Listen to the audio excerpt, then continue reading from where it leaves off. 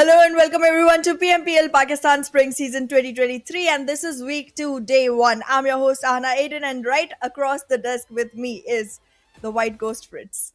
How are you doing, Hey, buddy? thank you so much. Thank you so much, Ahana, for the spooky welcome, I'd say. But yeah, I'm good. I am good and I'm feeling very excited to say the least for this day number 2. Day number 1 went very good for the players of Team I8. I do hope they continue their run today as well. I absolutely wish to see the same, but well, let's just take a look at the overall schedule to see where exactly we are in this journey and take a look at that. We've already crossed league stage week 1, we're in week 2, and tomorrow is going to be a break day for our players to just refuel themselves, recharge themselves, and probably even break out of their momentum so that we can see some new teams rising up as well. The grand finals, however, are going to be on the 7th, 8th, and 9th of April. We have it on the weekend for a reason because we want you guys to be able to be here without any problems at all. That is correct. That is correct. These 3 days are going to be filled with action, and that's what I'm thrilled about. But yeah, talking about why these teams are putting so much effort into all of these games, the bragging rights is one, but the other is the prize pool. Yep. The total prize pool of $70,000, out of which $7,000 goes directly to the winners. So it's a lot of money at stake right now. Even the Absolutely. MVP gets a reward for it, and the league system also has a reward of $1,750 per team. So interesting way this prize pool has been distributed. Almost 16, more than 16 teams will be awarded in terms of money, and I'm really excited to see which team comes out on top overall. Absolutely. And to see that, we are going to have to make sure that we keep a very close look on the bonus points. And this is exactly how the bonus points are going to be distributed. They go all the way from 20 to 1, depending on which rank each team is attaining for themselves. And well, the bonus points, along with the league points, will become the total initial points of the finals. That just makes it very necessary that every single team is putting their right foot forward in every single game, and in every single game they are going to be able to get following points for every position and 1 point per elimination. If you get first, that's 10 points right in the bag, and a lot of teams have used it to their advantage. But the Hey, most important element is the elimination points. One elimination point per elimination. absolutely, I do disagree with you though. It's not points in the bag, it's points on the plate because it's a winner Oh, chicken okay. dinner. All right, Anna, I'll keep that in mind for future purposes. But yeah, I think the audience, gets what I meant to say there, right? I mean, elimination points, although have been a bit more impactful rather Yes, than those chicken dinners, and that is what we'll see in the overall ranking as well. Even teams with the lesser number of chicken dinners can be seen on top just because of the number of frags that they've got. Look at the example, Grounders. They do have a WWCD in their name, but still, there are a lot of teams without any chicken just because of the consistent performance and the elimination points still above them. absolutely. This is week 2 overall rankings, and well, Magnus Esports, one of the very strong contenders of week 1, is all the way on the second page this time. This is a little disheartening. We did see a lot of teams try to step up, a lot of teams have shuffled around their positions all through, but one team that does not give me much hope at all is HellRaisers. I I don't know what to even say anymore. It's just the way it's going for them. I hope they rise from the ground and just take themselves all the way to seventh heaven. But let's see. It contradicts their name, but we'll see. HellRaisers, they want to be where they are. That's what I think as well. I mean, even Team Negatives did start performing a little bit, just a tiny little bit, but they are. But HellRaisers still stuck with 4 points to their name. It is going to be very difficult for them to to even qualify for the top 16, because I think that is what these teams are playing for at this point of time. The bottom 4 teams, they're all playing just for qualification so that they're able to play the grand finals. Absolutely. However, talking about one of the bottom teams that made its way all the way to the top, here's Regicide. Look at the difference. Like week 1, day 1, we saw literally half of the damage than week 2, day 1. They literally stepped up their game quite a bit. Not only did they become more aggressive and actually capable of taking the frags, but also they made sure that they're not taking as much damage in the process. Let's take a look at how their gameplay has changed over time. This is week number 1. This is where I think Reggie side. They did have a little bit of an impact, but yeah, as you told, week two was a better one for the players of Reggie side. They were able to get frags left and right, and those were just average stats. So that means 1200 damage average in the first four games for week two. Yup. That's just insane. That's just insane for Reggie side. I mean, even the conversion rate, if it's not high, what you're getting at least four knocks, at least four frags. I'd say not even knocks, four frags every game. So that's 4 points, and you're standing up in terms of numbers as well, because 22 minutes I think was the average time they survived. So this all adds up to a very great performance from Team Reggie side, and that can be seen on the leaderboard as well. Right now they're sitting on the second spot. Absolutely. And I'm hoping for more teams to, learn from them and actually go ahead and claim their thrones, claim their Hmm. gameplay.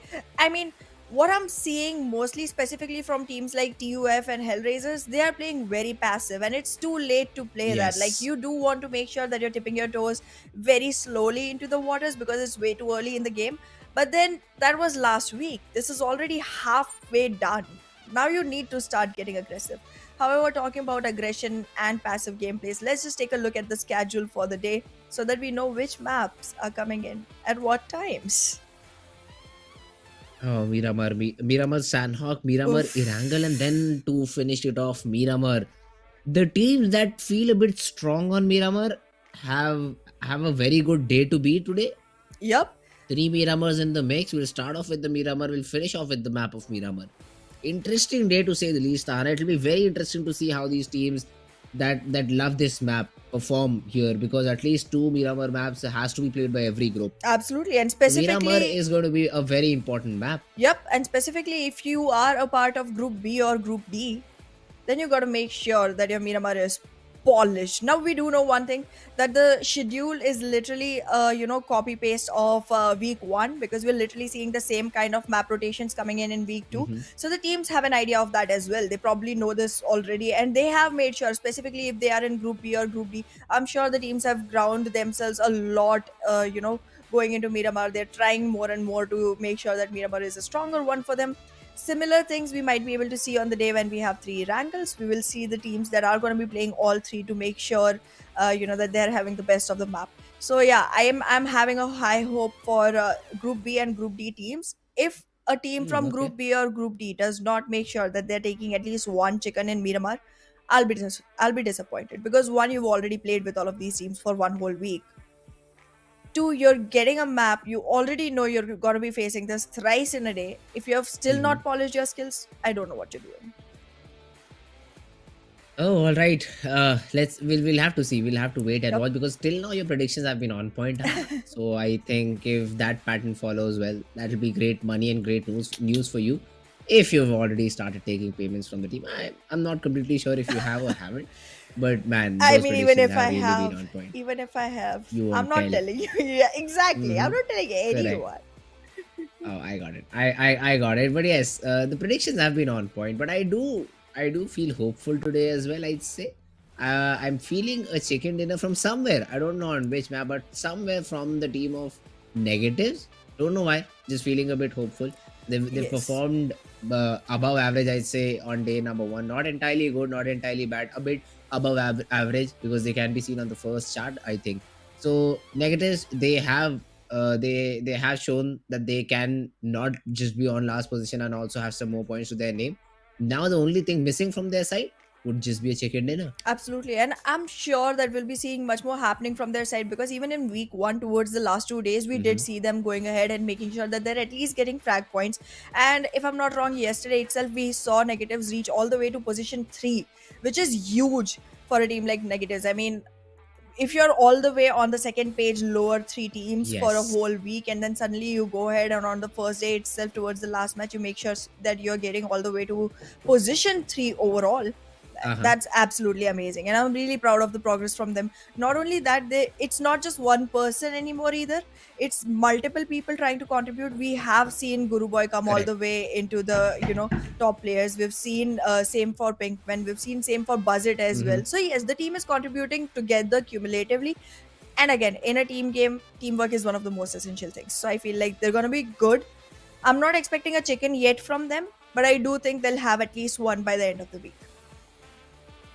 All right, all right. We'll have to see. We'll have to see how all of these teams perform. It's week number 2 here, and day number 1 has already concluded. Yes. So now coming to day number 2, we have a lot of expectations from all of these teams, and now I would love to see them perform. Yep. 3x being one of the teams which I was surprised. I left the desk for a few days, and what I just saw was I was completely surprised by. I mean, 3x Esports performing so brilliantly. They were almost on the top as well for some time. So Absolutely. this is something I'm really looking forward to. Some more surprises here and there. That is what I expect, and let's see if they are if they're delivered or not. Absolutely. I'm pretty sure we'll be seeing at least one chicken coming in from the side of Magnus today, Hmm. because it's high time Okay. they started performing. They have a great position in the overall leaderboard when you combine both the weeks. So they do have a Hmm. lot to lose, and they might want to keep their thrones to themselves. So I'm pretty sure we'll be seeing at least one chicken coming in from their side. However, before we talk about more festivities and more, Okay. dinners, let's just take a look at the great big festival video that we have for you guys. क्या बात है बच्चों, दिल जीतने वाली game खेल गए। तो आंटी आपके साथ भी एक स्क्वाड अप हो जाए। हाँ आ जाओ। इस रमजान अपने स्क्वाड की गेम से बनो किसी की भलाई का मजबूत जरिया और खेलो सिर्फ दिल जीतने के लिए।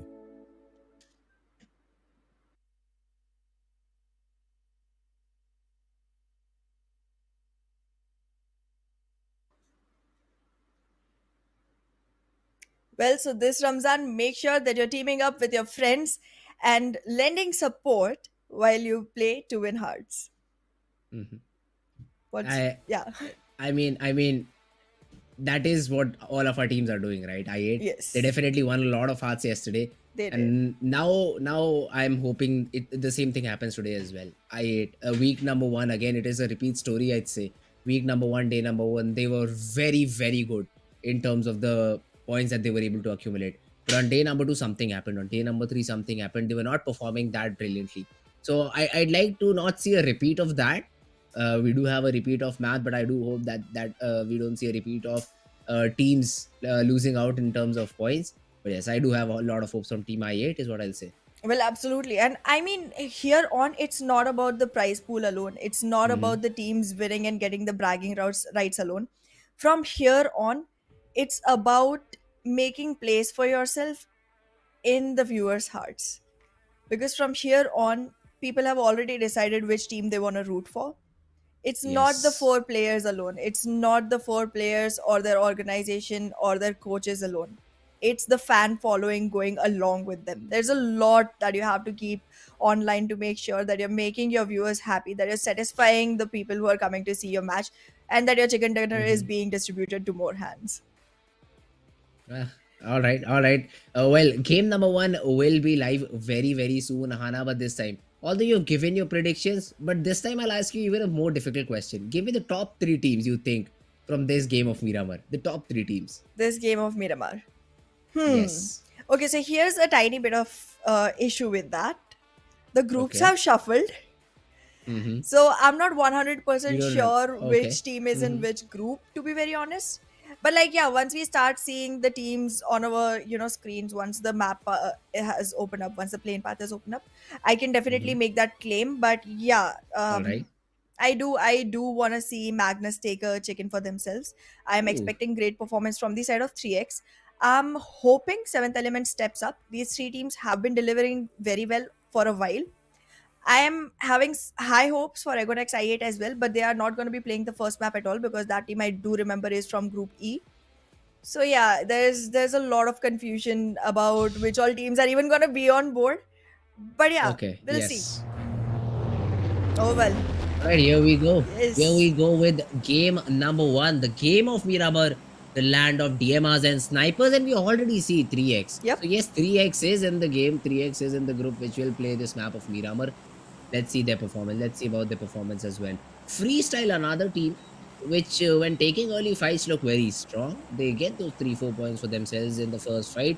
But the problem with them has been losing players in all of these fights. They lose a player, the remainder of the 3 players then just slowly and steadily get picked off one by one, and that's how freestyle has been playing. I do expect that this does not happen on this map of Miramar, and we do see a better performance from them. But yeah, I mean, 3x, Cairo, Miracle, Momto, and Zarbaf, all of these players are just ready. Seventh element as well, an early drop from them. I think they're moving towards the city of La Cobriara. And this Yes. plane path is also very interesting. Yep. From Torre Humuda all the way to Puerto Pariso. So the cities on the western side, the city of El Pozo, Montenegro, Landrella, Valadimar, they won't be directly glidable to. But Absolutely. I don't think so. A lot of teams, anyways, drop on these cities. So it's Exactly. better for most of these teams to be on the eastern side and towards the center of the map. Yep. However, going back to the question you asked me right before the game, I am going to put Hmm. some money on Quantum Rage 3x Oh, as okay. well as Team QWERTY this time. Actually, no, wait. Let me switch that to Magnus. Yes. So, Magnus 3x and Quantum Rage are going to be my picks for this one. Let's see if they are able to make themselves established in the top three. I am not expecting Seventh Element to be one of those teams right now because look at the circle. It's all the way to southeast. Seventh Element has gone all the way to northwest, and it's going to be a hard rotation, and that rotation is going to have them facing a lot of teams in the way because there's a huge density of population around power grid graveyard and the area between them. So yeah, Hacienda del Patron, all of these regions are going to be putting up a fight against Seventh Element anyways. So yeah, even if they win, they might lose a couple of players, and that's just not going to be the best position to start off with. However, I love the Campo Militar capitalization that North Esports does. Let's see if they're able to replicate the win that they got from here the last week. Oh, all right. So North Esports is a team which likes Campo Militar. Now, Yes. let me tell you, the eastern part of Campo Militar has the most of the loot in the whole area that you see on the map. So I'd like to see two or maybe three players even going towards that particular region and trying to get the proper loot. But I think there's a split. They also want to loot the city of Tierra Bronca at the same time. So they should essentially have tier one loot for all of these players. Let's see how does that work. HellRaisers though, Tears left with very little HP, and I think this is this is a fight against the players of Team Star. Yup, and well, with little HP, Tears will have a lot of tears. He doesn't have enough healing, one nade, and he'll be out of the game.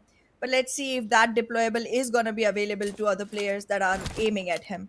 I like the position that Z has here, but how long he's going to be able to hold his fort is the question right now, because Star is not investing 100% into the fight. They still want to make sure that they have the best loot before walking into this one.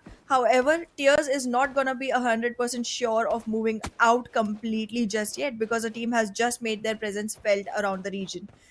So I do feel like both of these teams are going to be in a difficult situation. And in any case, I expect HellRaisers to go ahead and acquire more and more medication for themselves because they're going to need it. There's a lot of wounds that are coming their way. And just to make sure there's no salt sprinkled on it, they should have their pills ready to pop. It was just a couple of players from Team Star, and I think HellRaisers should know this by now because they've already almost searched half of the city and they found nothing at all. So it's better to stop your search, maybe restrict this area and just make sure that no one goes beyond it, Yeah. and then continue your loot because this is what Tears is doing is just waste of time now. Yep. Yes, Jin could be a problem. He could be a problem if you're fighting a different team though. But if you're looting your own city, if you're just accumulating 2 3 players, just hoping to catch one of the players off guard and take that frag, that won't make a lot of sense here. Yep. So you have your vehicles, you just loot the city, you try to rotate off from a different position, and then maybe once you're in a better position, once you find a place which is not being occupied by any other team, that's when you loot. You don't give a lot of manpower to just a single player because Jin is isolated on one part of the one part of this particular city. Well, that's true, but in the same time, Hellraisers is one of the teams that has really hard time trying to control the real estate that they have acquired. So they definitely know their weaknesses and are going to make sure that they do not mess up in the process of trying to make sure that they have more and more area to themselves and become a little bit uncautious in the meanwhile. I don't know if uncautious is a word, but let's just make it one. Petition to file uncautious is a word. Granted, Thank you. I'm a person from Oxford and I grant it, so I think it'll make sense. But Okay. for now though, La Vendetta, La Vendetta is being occupied by the players of Team Negatives. Early on, this area is not good for loot for 3 players. I mean, 1 or 2 can suffice. The third player is a bit too much, so they still will be a bit short in terms of loot. So they'll need to find another place to go and loot from. And there are a lot of little compounds around this whole crater. So I don't think so loot would be a problem for at least these players of Team Negatives. And I think one more player, he is somewhere far off trying to scout, maybe trying to get some more area under his own control. Sad Boy, though, has spotted the player of Team Star rotate. He knows that the first instinct he has is hide. And why not? Because I think he already has the knowledge about some more players as well. Look at the mini map. There are at least a couple of players from Team Star. Absolutely. And well, talking about Team Star, it does remind me that this time Team Negatives definitely has it better than before, because generally in La Bendita, they do happen to face Team Star. Team Star decided to just go ahead for a new drop location this time because they were eventually going on losing fights against Team Negatives because Team Negatives stepped up in the right time.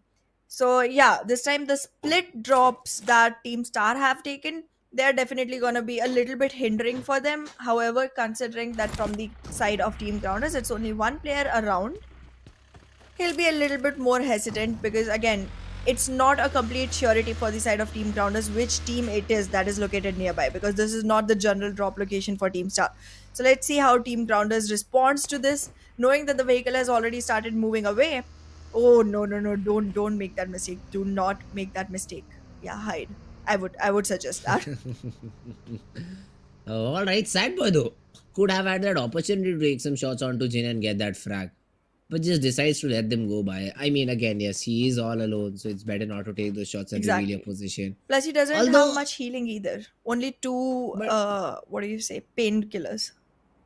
but I'd still say, I mean, you let pass the first vehicle, but you do take some shots on the second one, so that Yes, if you get a knock, your opponent does not know you're alone, right? Plus, you can call for backup as well if you get a knock. that's true. That could have been a case, but yeah, I mean, backup is not coming here. Hell Pozo is where his rest of the team is, but Yep. Negatives in a little bit of trouble, or should I say, great trouble, Yes. because two of their players down on the ground. One is already out of the game, and it's all down to Shahir. The fourth person who was not seen in La Bandita will be the only one surviving from Team Negatives. That's right.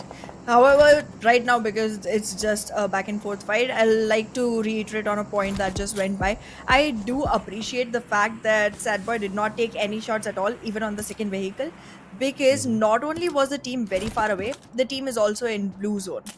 So there is a chance that if that team faces any other team, they might just get eliminated completely. And Sad Boy might be one of the only few players who will be able to actually go ahead and at least attain placement points for Team Grounders.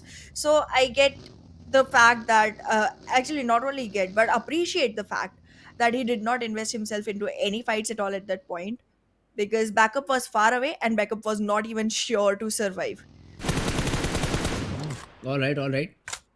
Great inspect over there, huh? Thank Great, you. great vision. Now I'd like to see the other teams do the same as well. Maybe think about the longer game and stop thinking about the shorter game and get into fights early on. Yep. Or if you're a team who likes to take those fights, then take them so early that you don't have to worry about third parties. True. That's another thing I'd like to put out there, because these teams, they somehow start fighting around the third, fourth zone. Obviously, some rotational clashes are going to happen when you're trying to get inside the zone, but then head-on fight shouldn't be taken. Here, Fezzi, he's trying to take some shots onto Wolverine, but Wolverine for now will escape, and QWERTY will remain with 4 players. Well, it was a wrong vehicle to shoot, a wrong vehicle to start shooting it for the first pointer, because Team QWERTY not only has multiple players located around, well, that backup is available to freestyle as well, but the location of the players was pretty clean. If they were to try and make sure that anyone shooting on Wolverine is demolished, they would be able to do that. And look at that, once Wolverine has moved out of here, they are going to be trying to chase Team North Esports out of the area, while freestylers are still gonna survive, but there's a gatekeeping situation that might just arrive from the side of North Esports. Now, both of these teams are playing with one veteran player each. North Esports has Snow, QWERTY has Wolverine. Both the players have great experience and good amount of game sense going into this fight. But who's gonna be able to IGL the team best is gonna be the point that decides which team survives.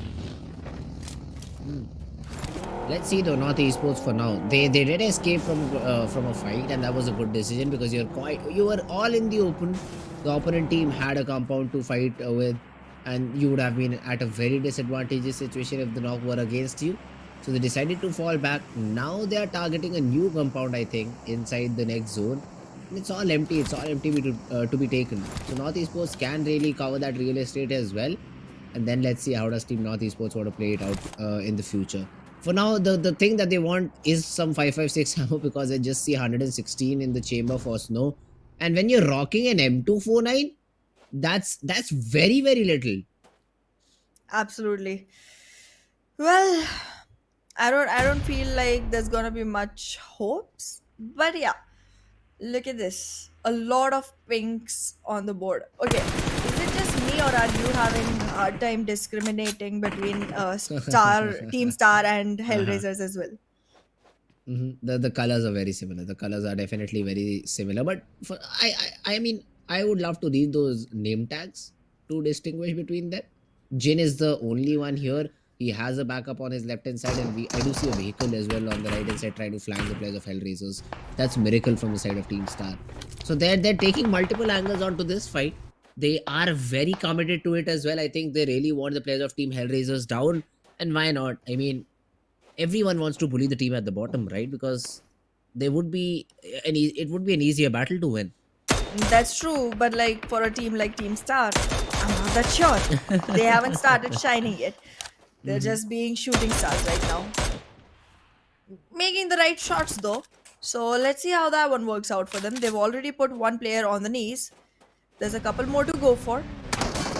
Hellraisers are gonna be in a little bit of a trouble. There was an attempt to charge in, but it's not gonna result to much just yet.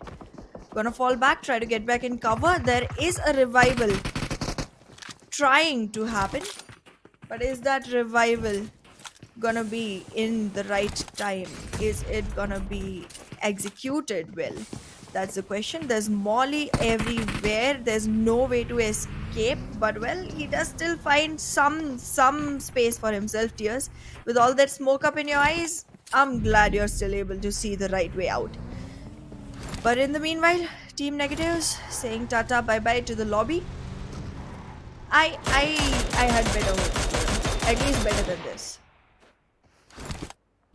Another early exit. This time though, Star, they've been able to gobble up a good push here.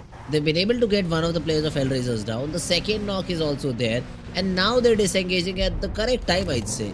Although you won't get the loot that you invested in this fight back. So in terms of investments, the fight was not very good, and if Jin does not survive, it could be worse. He almost goes off. On the other hand, on the other side of the ridge, and he gets to safety, I think. So Hellraisers also decided to disengage here. Star would get their player up, back and running, and they'll get inside the zone. So good fight for Team Star. My only concern is how will you reset? How will you get the loot back that you invested heavily against the players of Team Hellraisers? Well. We'll see if they even need that loot. If they are even going to survive to the point of having to use that loot. Because I'm not seeing much hope for either teams right now. And look at that. Team QWERTY is following right behind Team Star. If they have a close quarter with this team, they are going to close the game for Team Star. Because not only are they coming in from behind, which means they're going to have better angles than the ones in front, they are also a very sneaky team. They have Nightmare on that team, which is literally a horrible nightmare for every other team that's on the map.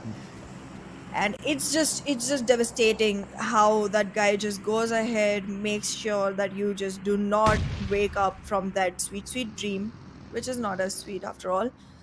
And well, Voltrex and Wolverine are no less either. So yeah, I'm hoping big game coming in from the side of Team QWERTY. But let's see if they're even gonna face anyone. While in the meantime, we will see Playzone and just Graves. Oh, Shami did get a good nade onto Chief, and he's now very interested to get this frag, I think, because he's just running all alone. He's trying to run it down, and there's no cover from QWERTY.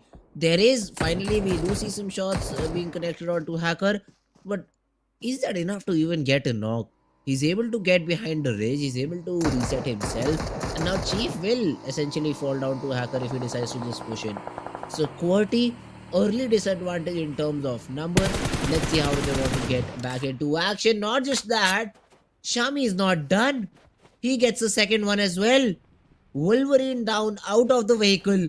And the remaining players of Team QWERTY, they have a decision to make. Do they go and revive Wolverine? Or just give up on him and play as a two-man? I think they'll have to give up on 3 here if Shami is able to connect a few shots. But the third party comes in.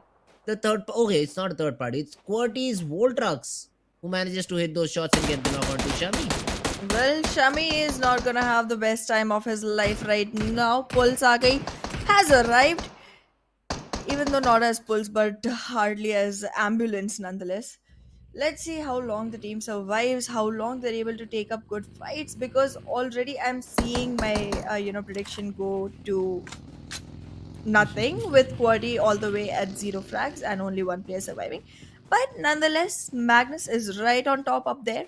So high hopes, high expectations. 3x still surviving with all 4. So I'm good. I'm settled. But in any case, I want to see how BABLU, H2E, the Grounders, the Faulty Devils, and Tough X perform this time, because these teams are someone that has shown up a couple of times, but then they haven't been consistent, but then they still maintained their positions in the last few days. So I'm not sure how they're going right now. It's a very do or die thing. They either fight or take a flight. So we'll see how that goes. But yes, I do want to see some great performance coming in from these teams as well. However, in the meanwhile, Magnus is just gonna go magnanimously heavy hitting onto North Esports, and look at that, Maxi's on his knees as well. Zen has already been knocked, but that has resulted all the way into a complete team elimination of North Esports. So, Magnus, you're doing great so far. Keep my pride up, keep my nose high, keep my chin high, keep my crown on the head. You guys are fantastic. Magnanimous, actually, for the right word. Magnus Esports, 7 frags to their name and all of their 4 players standing. That's the key highlight for me. All of their 7 players standing. Oh, 7 all of their players? 4 players standing. All of their 4 players standing in the game. And yeah, I mean, Magnus, they've been performing good. Now they're being just a little bit bullied upon by the players of Team BABLU, I'd say. They were trying to reset. They were having a fun time. They were chilling out in their compound. And BABLU's like, yeah, I'll take a few shots, just get my damage stats up. Because that's what he was able to do at that. When Starl at that range with the 6x, it's not easy to shoot anyway. And this time the miracle, he gets him some shots onto Hacker, and XGeneration Shami out of the game. Well, XGeneration has very little hope. I don't think Bashir is getting any revival either, with the amount of aggression from the side of Team Star nonetheless. I mean, didn't see that coming, but wait a second. Look at that Third party. opportunist. Look at that opportunist. The Grounders. Come on. You're literally picking up a man from the ground, sending him to lobby, and taking the frag points? Wicked. Wicked nonetheless. It's clever, it's wise, it's witty. But is it fair? I mean, if the game allows it, why not? Go for it. Exactly. I was about to say, who cares about fair here in a battle royale? Absolutely. It's just see and shoot. It's as simple as that. It does not matter if the player is moving or is dead. If you see a player, you just shoot him down. You just shoot him down till there's a green smoke coming out of the crate. That's when you stop. Or maybe even not that. If you want to have some more say in the game, you can just keep spraying on the crate as well. It's your choice. But yeah, I mean, stealing some frags here and there, definitely being Grounders, they need those points. They need every point that they can get. But one of your predictions, Ahana, is out of the game on 12th rank. It has been Quantum taken Rage out. with just 1 point. Exactly, but it has been taken out by another one of my predictions. So I'm good. All Gucci here. The new word that you just picked up. Yeah, that I did. And Magnus though, they are having a magnificent performance right now. They have 9 defeats, 9 points still, and still all of their 4 players are surviving. Plus there are 36 more targets, or maybe 30 more targets here that are left to achieve. So that's a great number for them. I mean, this game could easily turn into what, a 10-15 frag dinner. 15 frag is what I expect, at least from Magnus. So 15 frag dinner is what I expect. I'm expecting 90. But let's see if they're... Oh, okay. Another higher number. Yeah. I mean, higher the better. That's for sure. Magnus would also agree with it. The higher the number, the better it is. 7th element though right now. They have a very weird split again this time. They always do. Tokusaurus, I do understand that, but Tabby, T24, GokuBot, what's going on with these three guys? They're just having some fun time in their life. They're like, alrighty, let me just chill around. This is not a fight time, anyways. They're still trying to make their way back into the circle. But yeah, I mean, uh, H2E's presence can be harmful. However, I feel like with the kind of information that Tokusaurus does capitalize on, it's not only the presence of players that he knows about, he also knows most of the times which team it is. He's able to dictate not only if the players are present around, but also if we need to be scared of them, or we need to get into a fight with them, or just hold the ground for a while. Like, he knows exactly what to do, when to do it, and that's the reason his survival is so important to the team. However, the number of frags on 7th element, they do disappoint me in this week. Like last week we were seeing gracious victories coming in from this team, but this time it just feels like they're being way too safe. Oh no, big show. Oh, there's a knock. There is a knock Yes. on one of the Oh, players, and and that's Big an Show's out of elimination. the game. He's out of the game. So Magnus, they were doing fine, they were doing good, but I think the caster's curse is real. As soon as we say a lot good about one of the team, they have to suffer a loss, and that loss has come in a number in the players being reduced. Absolutely. Not the best possible thing here. 3x though being shot upon from the players of Team 7th element.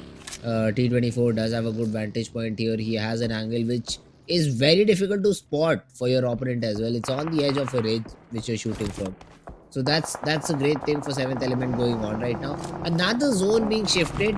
Not a very hard shift. I'd say the area is still very big for all of these teams to get in.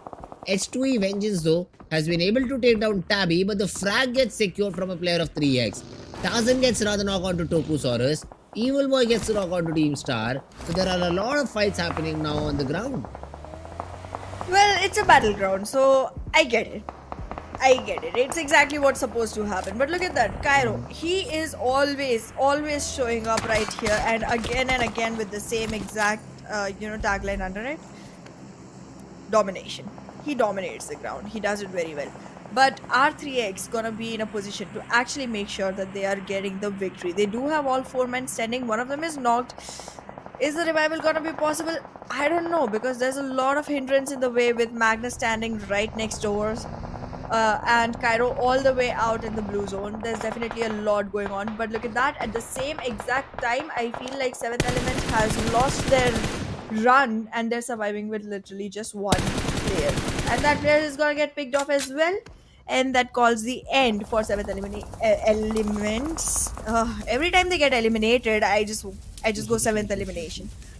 It's 9th position. They have still not given me the satisfaction of saying 7th elements on the 7th elimination. Yeah, that's something I'm still waiting for. Just they had to survive for a few minutes, I think. That they Actually, were not able to do though. But yes, now down to 7 teams. The team being eliminated can be called the 7th elimination. Zibian, and it just might be Magnus Esports, because Zibian's down. Already Magnus is playing with just 2 players standing, and it's all down to Drolin. And Drolin, I don't think so, is inside the zone as well. So yeah, I mean, well, I just the feel news keeps getting negative as soon as you hear it. I feel like you caster cursed your co-caster. By Oh, if that was the appreciating thing, my huh? by appreciating my predictions, you literally Uh-huh, cursed my uh-huh. predictions, and now they're not falling right anymore. I mean, this is very Oh, unfair of you. okay. You are taking some revenge on me, Fritz. You're taking some revenge on me. But however, talking about revenge, the one team that wants it really bad is H2E. They've had great run last week. I mean, it didn't start off at the right time, but it became good. They were eventually able to make sure that they were in the top 12, but this time they've been struggling bad.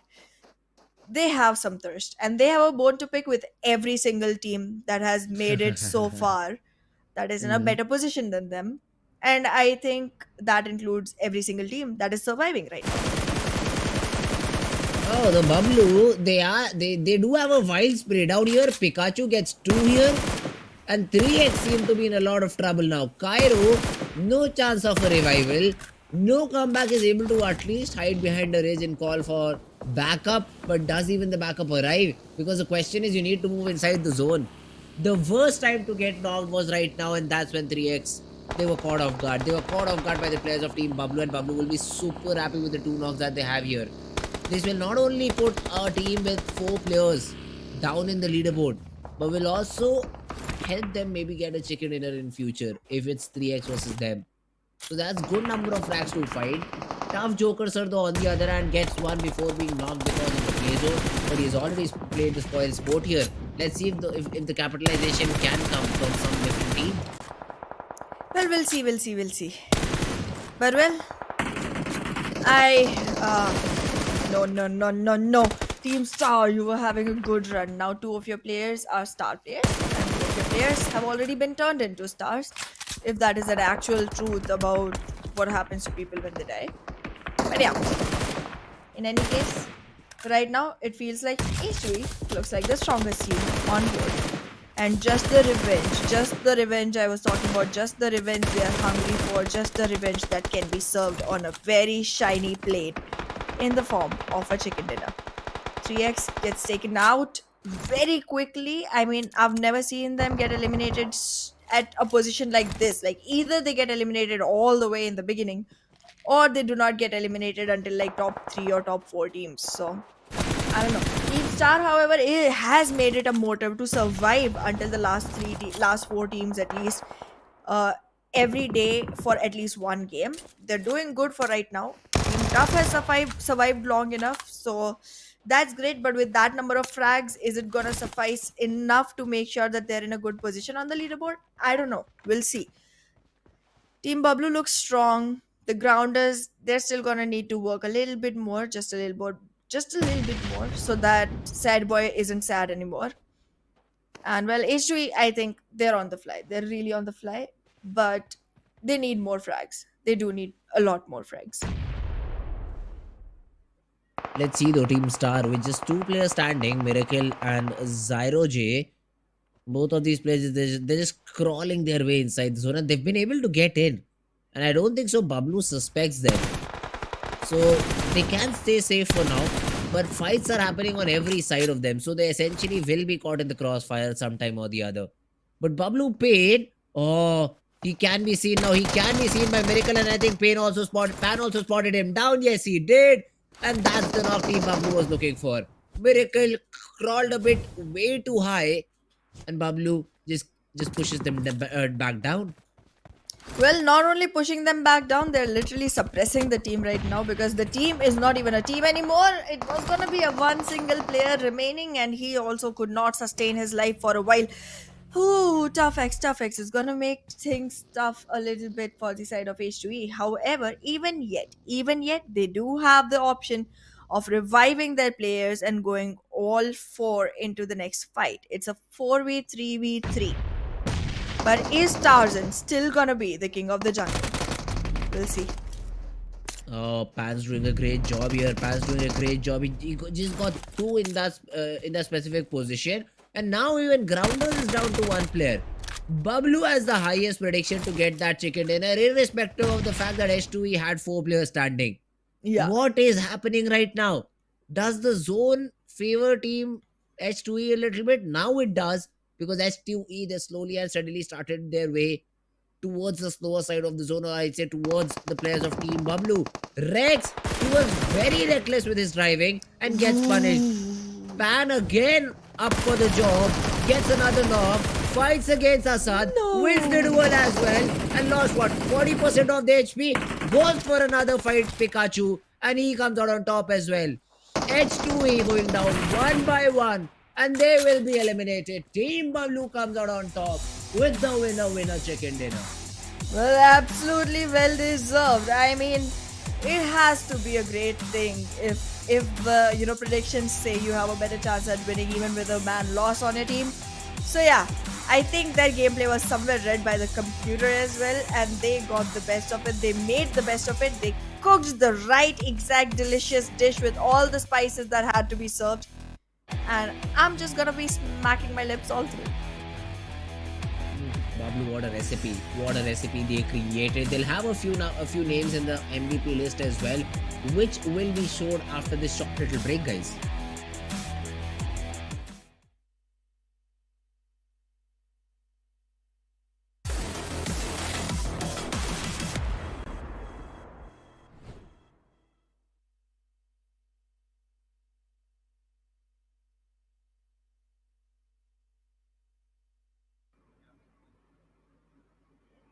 Well, that was quite some dinner. And I'm not gonna Mhm. lie, sitting here all through 5 matches and seeing 5 chicken dinners being served makes me quite hungry. It's just one. This was just the first one, huh? Four more are to come. And then we can have some chicken as well. But yeah, I mean, keeping that aside, game number one, a very good game coming in, and nobody expected Team BABLU to come out on top. But the way they played, and I'd say they got a little bit lucky towards the end. It was a no-brainer that you had the numbers advantage in that particular fight, but then a very reckless attempt coming in from H2E. They wanted to take the fight head on for some reason, even after they had four players standing. And that is when the players of Team BABLU got activated and were able to, take one of the players down while he was trying to exit the vehicle. That's Exactly. the opening they needed. That's the opening they needed, and they got it. And that's how Team BABLU were able to snowball that fight into their favor. So that's not a way for Team H2E to play the final zones. But yeah, Team BABLU, they'll be happy with it. And Pan, man, this guy really did step up. Starting off with the fight against the players of the Grounders, he was always in for the fight. Even eliminated the remaining two players of Team Star, and then went on to get a crucial knock in that first fight against the players of H2E. 6 elimination to this guy's name, and he did a wonderful job at holding the front for Team BABLU. Absolutely. Well, we will take a look at the top players first before we move into any more details. But yeah, in the meanwhile, I do want to talk a little bit about the place where I feel like H2E broke down. And I think that was the fact that Vengeance just showed up way too late. He was not as close to the rest of the team as, the other three players.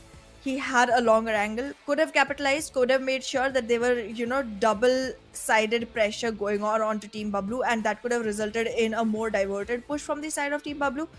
Mhm. That would have resulted in a much, much better fighting chance for H2E. But I feel like Vengeance just showed up way too late to the party. However, the ones who were creating the party are Pan, Miracle, Mr. Kala, Trollin, and Pikachu. Wait a second. Wait a second. I'm getting a call. I'm getting a call. Hold on. Hello? Yeah. Oh, Pan. Yeah. Hi. What's cooking? Ah, a chicken dinner. Great job. All right, Hana, you also should call Miracle here and ask how is he feeling after just getting 2 eliminations, even though he dished out 1,000 damage. You should even Oh, get him on a that's call and just see how frustrated he is. This guy, look at this, 1,000 plus damage, just 2 frags to the poor guy's name. well. That's just how opportunist players just make sure that you are not the one who reaps the fruit of the seeds you sow. So if anyone here believes in you reap what you sow, that's not what's happening here. This is about chicken dinners. Chicken is not sowed or reaped. So I I'm trying to make sense here. I'm failing, Fritz. Please help me out. Yeah, I mean, team match ranking here, Bablu, they came out on top. But hey, it's a surprising thing that the Grounders, they got 11 points. I thought they had 3 or 4 eliminations, but they did have 6 eliminations. I think they were able to get a few more before being eliminated onto the players of H2E. They stole a few frags, I think. That's what they did. But yes, anything that gets you up on the leaderboard here. Man, 7th element, 2 points to their name. Freestyle with just 1. Quantum Rage with just 1. And Faulty Devils, QWERTY, HellRaisers, again did not play the game. I mean, they tried to. Really? Did they? I mean, 0 points. There's no excuse. See, one game with 0 points, I take it. I get it. It's difficult. 2 games with 0 points, and you should really try. 3 games with 0 points. Hey, it's just a habit that you should really try getting rid of. 0 points in a game does not look good at all. It's like even if you did not play the game, it would have been better because at the end you just gave 4 more frags to your opponent. Yeah, that's definitely something very crucial. But like, yeah, taking a look at the overall rankings, Team BABLU has made their way all the way to the third position with the chicken in their pan and 5 matches already played. It's gonna be a little bit more difficult to go up because the other two teams haven't still played their first match of the day. So yeah, they do have a little more opportunity, but we'll see how the games go for them. 52 Esports. I'm happy that there's still above their last season ranking while they haven't played a game today. So yeah, I Yes. do. I mean, okay, so Team Negatives, Team 52 Esports, they were both performing Hmm. bad last week. But Okay. towards the end of the week, I started getting impressed by these players. Choto, All Fofo, right. all these players started trying to, come up with the best way that they can invest themselves into this game, trying to take Hmm. early fights. And once they're left with only one or two members, they start getting passive. They start trying to collect more and more placement points. They do not play together anymore, just in case if someone attacks, it's only one player that they lose, and one is still surviving, trying to make sure that placement points are still in the bag. So, yeah, I feel like our players are definitely getting much, much smarter by the day. And whatever they are doing to do this, I need the formula because I have dumbed down quite a bit. Hmm. Hmm. All right. All right. But now moving on to the next map. I think it's going to be Sanhok here. Hana, it's your favorite map, I've heard from someone, because you love to be a snake in the grass. And yes, Sanhok. That map is a map of comebacks. We seen Team BABLU. I think in yesterday we saw BABLU taking the win on the map of Sanhok. I'm not sure. We'll have to have a recap. Oh, they didn't. But Bablu they has did. only had one win altogether in the second week. Oh, all right, all right. So we'll have to see who this time though takes the map of Sanhok. Because if you do want to make a comeback, it has to be huge. HellRaisers, and Team Negatives, I really don't know what to say here because I've been expecting a lot from them, but they haven't delivered. So I'm not gonna take their names. Although some teams like 52 Esports who are trailing down on the 14th position, they really might have a chance to grab this game. Absolutely. And 52 Esports is a team filled with me. There's a lot of snakes. There's a lot of players you'll just find lying around in the ground, hiding underneath the high rise grass, and just making sure that theirs is greener by picking off all the people that they can. Okay. Because in a game like PUBG Mobile, even the blood looks green. So it's, yeah, the more you bleed, the more greener your grass gets. All right, all right. Let's see if they go for cultivation or something like that with the blood that they draw of their enemies. It'll be interesting to see because they'll be buried at the same place if they decide to do something in a normal position. So yeah, Sanhok, the grass gets greener, but that's just because the game does want it to be, and not because of someone's blood. But I'd like to see some blood being drawn Hey! in the city of Bootcamp, in the city of Paradise Resort. There was a day, Hana, I think day number 2 of week number 1, where we saw like what 3 or 4 teams in Paradise. But that was the only day when we had a lot, and by a lot I mean all of those 4 teams fighting against each other in a single game. After Yep. that, the drops have been very mush mush. Yes. However, I feel like we will still see Magnus Esports if they are still in this group that's playing Sanhok go towards Paradise Resort. And this time, I'm definitely gonna have much higher hopes from the team because not only are they going to my favorite, drop point, they're also one of the top contenders from my side. So I feel like here's the game when I start trying to want to see them shine. But yeah, there are still a couple of teams that haven't shown much caliber just yet who I want to see play great. There's 52 Esports, there's 141. I'm not saying they'll win, but I'm hoping to see at least some improvement from their side. But Regicide and Agonex I8, they cannot be ignored at all. They both are performing completely outstandingly in this one. So yeah, gonna keep my eyes out for that. Hmm. All right, the plane part does not matter a lot on this map of Sanhok, and we did see a very north oriented, northern side oriented plane path. So there'll be some time taken from all of these teams to drop in their different locations. But yes, we see a lot of team going for those split drops. We have Team Star. Look at this, Tatmok and Cow. Both of these regions are being occupied by them. 141 is around the shore. They just want to loot those small houses and go for no risky plays here. 3x, they find themselves all alone this time for the very first time in boot camp, so they'll be happy for that.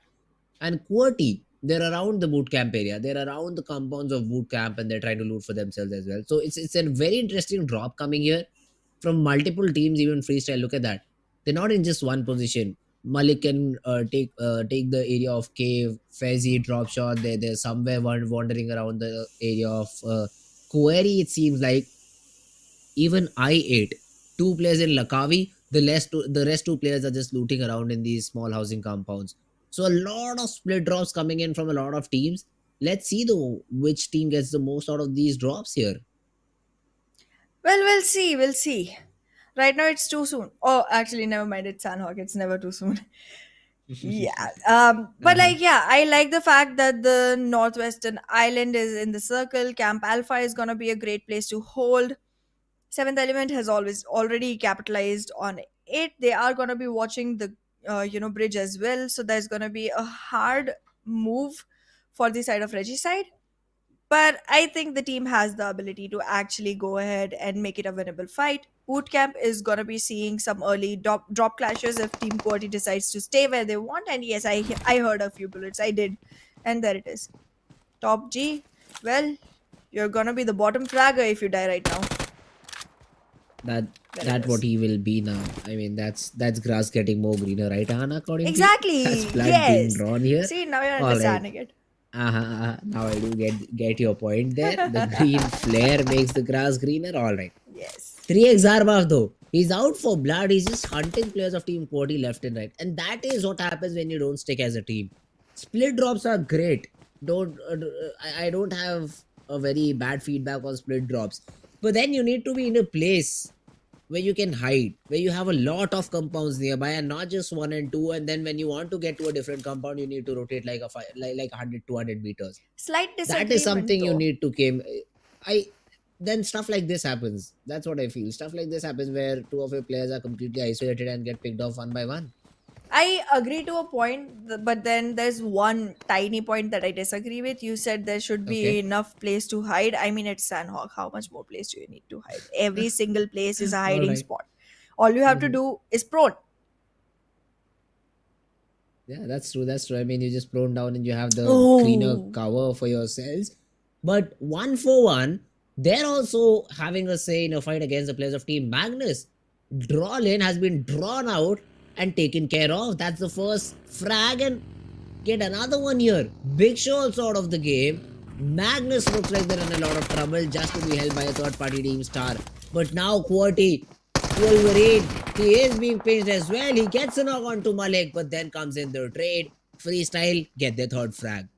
Well, freestyle Oh, not maybe just only. first frag. Yep, they're not only getting frags, they're also making sure that they have all their men alive. So they're gonna make sure that no losses are faced by the team. I Mhm. do think that the first couple of frags from the side of Team QWERTY had gone to 3x and one to Team Star, while 1 for 1 officials made sure that they were picking off Magnus alongside. I think Team Star was supporting 1 for 1 in some way or the other. It was unknowing support, but it happened. But yeah, I mean, Magnus Esports, they aren't having the best time of their lives. And I feel that is because they did not choose to go where they should have gone, should have listened to me. But All yes, you right. cursed me. I'm betting on this. I have to get something done tomorrow to make sure this curse is off of me. So yeah, if anyone knows anyone that can do something about this, let me Mhm. know. Just take a bath and you'll be fine, Hannah. Just take a bath.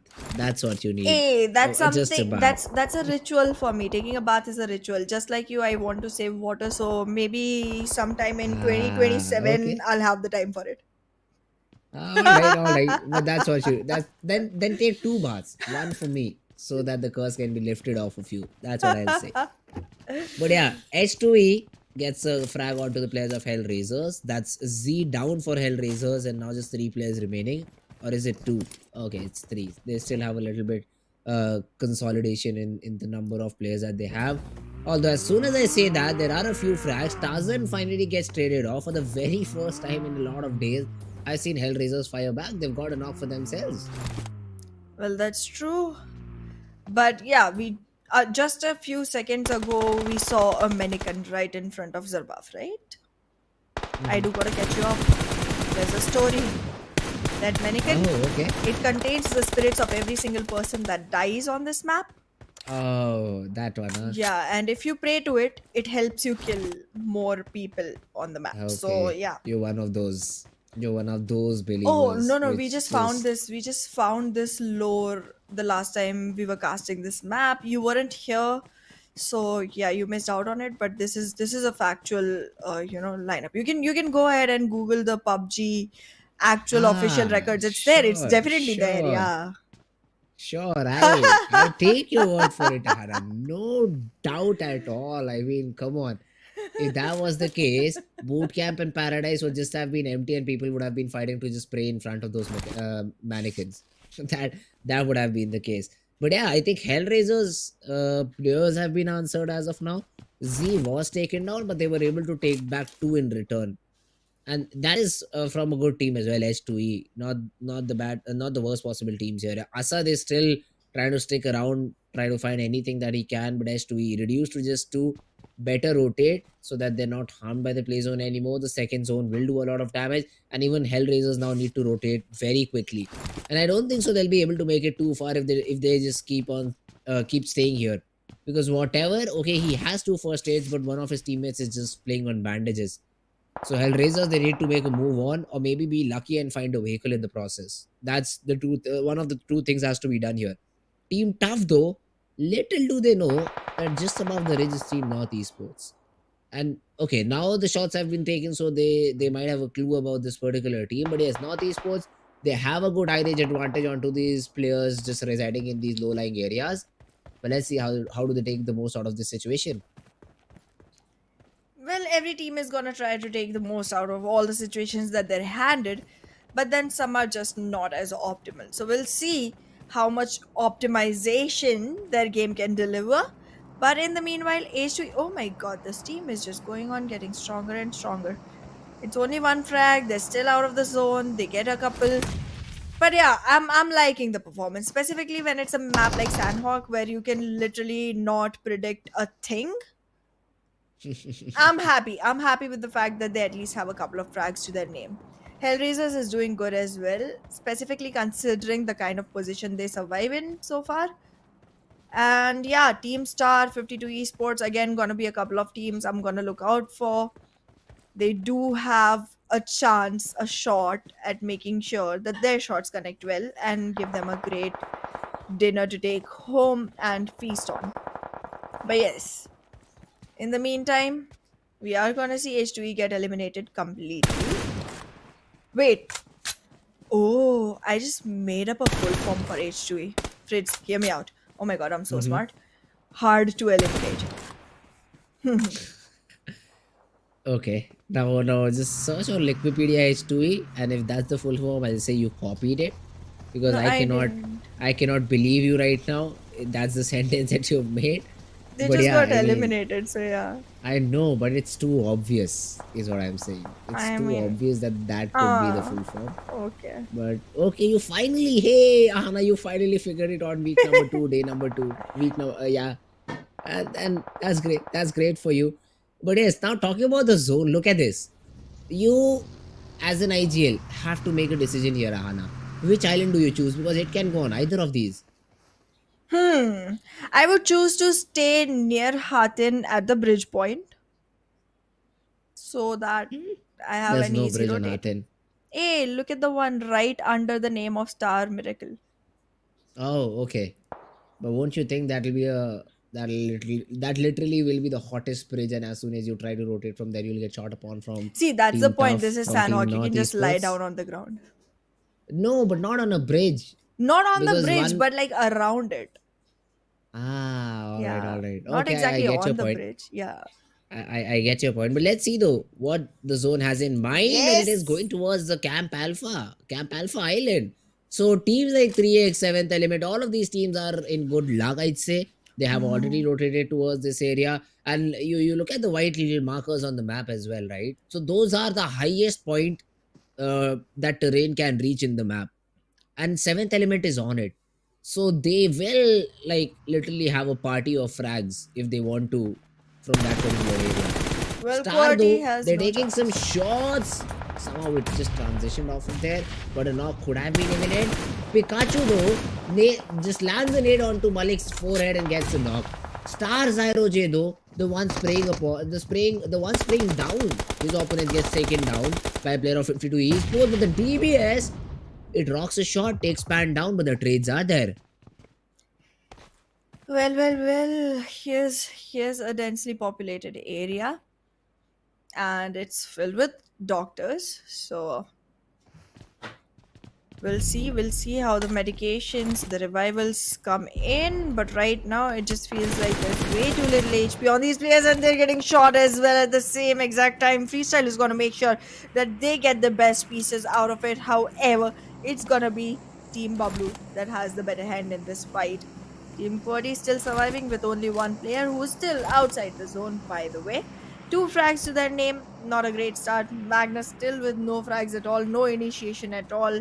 Only two players surviving, while Team Bablu, even though outside the zone, still make sure everyone is on board and they have a couple to their name. But yeah, it just seems like a difficult one. For a lot of teams, I'm gonna excited they're gonna lose one. IQ, IQ, why do you do this to yourself? That was a very risky move. I don't know. I did the Ajil call this rotation or Falak if he does not get the knock, they'll be in a lot of trouble, and that they are. Black gets the second one as well. UZM, Ooh. he is able to trade Faizi out, but needs to get the second one as well. Needs to get Black here because he is the one causing a lot of trouble. With a nade here, but Black decides to jump off of the ridge as well. So now Black won't be a matter of concern for the players of Team I8. And he gets spotted down as well and use at him. Now it's a race to the beach. The one who comes out first will get the frag, but I think the players of I8 are already on the bridge. Aiku has already been able to get himself the revival, and now the frag should be theirs. I mean, that should be the elimination of freestyle. As soon as Black comes out, he'll be spotted down. Some shots being taken as well. Aiku, it's just a matter of time. Black, here he comes out for breath. Aiku spots him down, takes him down as well, and I8. I think all of their 4 players should be secured and they'll be able to move in the zone.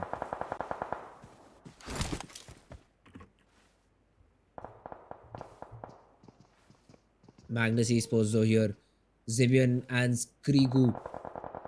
These are the remaining 2 players for the team of Team Magnus. And they're not inside the zone as well. And 141 I think has no idea that they're just creeping behind these players. Zibian, he just might get knocked if he does not stand up and run. Although Eagle has been spotted down. I think some shots were taken. Eagle goes down to the backstab from Zibian. And now Magnus, they just want to move in. They just want to take this fight. And let's see. It's a 2v4 fight here. King pulls out a nade here. Ski, he's trying to get a nade connected onto his opponents himself, but his teammate falls off. Zibian gets taken care of. JD has a rough idea about the last player's location. Nades being tossed all around. 141 should have this fight in their bag. 141, yeah, they do have this fight in their bag. Scree was not expecting that player to be in that particular area. Nithi though, he was eliminated early on. But 141, they get those 3 frags and are still a part of the game. Star Miracle though, on the other hand, gets a knock onto the player of 52 Esports. Reggie side also losing players left and right. Well, there's a lot of damage that needs to be converted into frags. There's 3 people still on the ground who need to be grounded completely. However, there is very little ground left inside the circle. Look at the circle we're seeing right now. It's looking like 60-40. There is still a lot of land, but not enough for all these teams to make place in it. There's still like 10 teams surviving, and it's not that low of a man count. I mean, look at that. There's at least 6 teams with all 4s on their feet. Regicide, things are going to be difficult for them, and the one causing the trouble here is 141 official. They have a unicorn for their logo. Come on, how do you be such an angelic animal and then be such a ravaging animal? Like, Okay. I mean, it's contradictory. It's contradictory. But however, as long as it's working out for the team, I'm happy for them because I did want to see 141 step up. They have only 3 frags to their name and have already lost a man. Not the best situation, but much better than what they've been finding themselves in for a while. Team Negatives, however, is going to be going back home with only 1 frag to the name and no position points whatsoever. However, every single team from here on gets a piece of the position points. Maxi though gets a piece of a bullet in his back from a team below him. And Arif is taking a big risk here. He's all out in the open, just has a ridge to play with, and is trying to be in this particular area. My god, this is risky. Arif though, he could be rewarded if the players of Team 7th Element just overlook him, but Arif gets spotted down. Some shots being delivered from Goku, but they do not connect. Goku saw us. He's tossing a nade here onto Arif, but Arif, he decides to Hail Mary it. He wants to be all out in the open and run for his life. He will be punished. Goku saw us with the frag, but here comes the third party from Reggie's side. Knock Knock says hello, and that's a knock onto Tabby. Pan also wants to join the party, and 7th Element. They're in a desperate situation now. 2 of the players are down on the ground. Well, there's gonna be a very dire need of revival here from the side of 7th Element. They have been able to bring their players back on feet. There's no damage to them as of now. Tabby will be revived quickly as well, but Maxi has his eyes right at the right spot. A little bit of movement, a little bit of noise, and you might just get a hit from the crosshairs of Maxi. He doesn't have his gun pointed exactly at the point just yet, so it's gonna be a little bit of time for the time to kill frame that comes when your reflexes have to work on point, and that is something 7th Element can capitalize on. However, being on Sanhok, it's hard to spot people. Knock Knock has been knocked down, so 7th Element does have every single element that is required for a revenge. In the meanwhile, Team BABLU and 3x are gonna have a one-on-one of their own. Oh, and 3x. They just wipe Team BABLU in the process. Great fight from Team BABLU, not losing even a single player, not getting a knock on themselves. But I'd say they were a bit lucky that no teams were involved in this third party, and they were very easily able to figure out this fight very fast. I think they've also spotted the players of Team I8. Some shots have been taken. Yes, no comeback is able to get that knock onto the players coming out from the beach.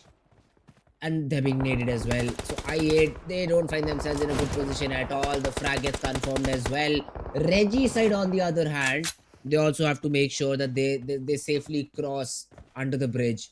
Edgar is the one who gets the frag onto IQ. So 3x, even though they were the ones who started off picking the players of Team I8 one by one, but they're not the ones confirming those frags for themselves.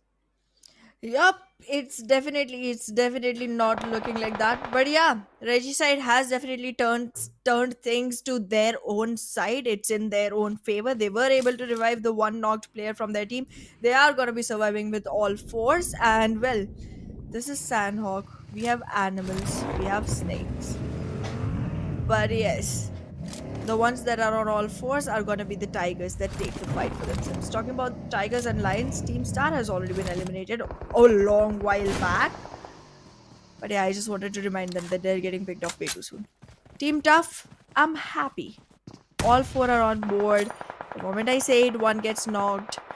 I shouldn't say anything further.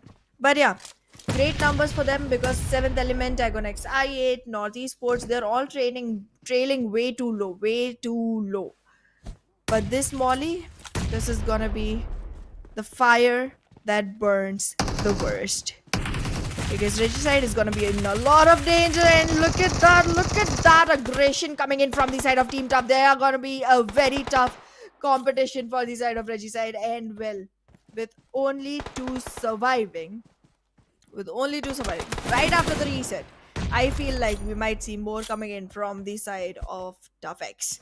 While Regicide keeps getting the one being ground in a meat grinder, with those picks being traded to them all the way from every single team that's able to set their eyes on them, including 7th Element, who have 5 to their name now, but only 2 players to sustain the flags. Oh, 7th Element though, they have to come down this race. T24 needs to either make a jump and hope that the gods are with him and he does not get taken down because of the fall damage, which I don't think so is going to be the case. There has to be a very specific part to his drop down here. Edgar, he is in this battle. Iron very low on HP, will be forced to move off that angle. And now Haji also repositions. Tough, even though they have such a good position, they're playing it very passive. M7 has already been taken down. This could be one of the reasons. But now UZM also activates. Cairo, unaware. Or is he aware? I think he just stopped. The nade is being tossed in the direction he is as well. Was with very little HP. Haji might be able to get that frag, but somehow even he loses a player. Vaz gets that frag, and now has to come out in the open, will get targeted, will get picked, and Team Tough another frag to their name. Well, Regicide, that was a good run, but it did not survive just as long. 3x, I feel like they're gonna have the best of the game. However, it's not gonna be as many frags as you would expect from this team because they do everything triple the times. But look at that, 7th element is gonna be spotted by no comeback. He is gonna come back from the fight. But does it look like he's gonna be able to invest again? There's only one already knocked, and that one will not be surviving for a long time. 7th element is gonna be on the 3rd position here.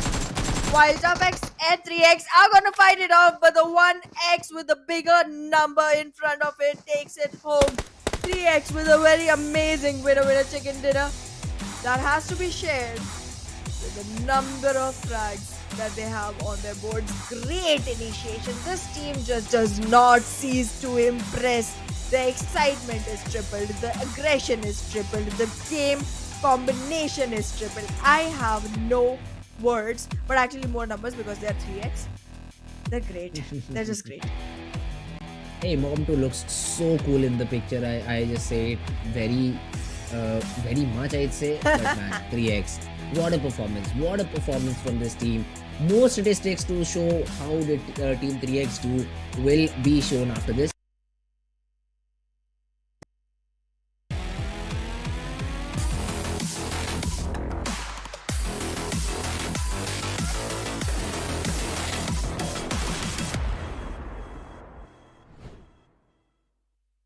पहले ही customers नहीं आ रहे थे और आगे रमजान में तो बिल्कुल ही नहीं आएंगे। तुम सारा टाइम अपने दोस्तों के साथ आवारागर्दी में गुजार देते हो। इस तरह तो गुजारा हो ही नहीं सकता। खबरदार फोन को हाथ लगाया। ओ, आ गए होंगे तुम्हारे आवारा दोस्त। क्या सीन है ब्रो, चला चले। नहीं यार, आज गेम नहीं खेल सकता।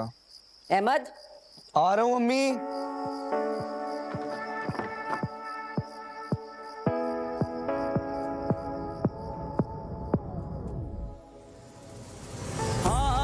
बढ़ाने से, साथ निभाने से, उम्मीद बांटने से खुशियां घटती नहीं बस बढ़ती है।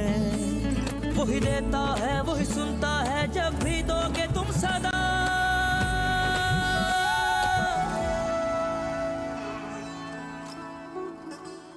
हाथ जो मिलते हैं रास्ते निकलते हैं, खुशियों में बदलते हैं। रौनक हर चेहरे पे खुद ही आ जाती है। वही देता है वही सुनता है जब भी दोगे तुम सदा।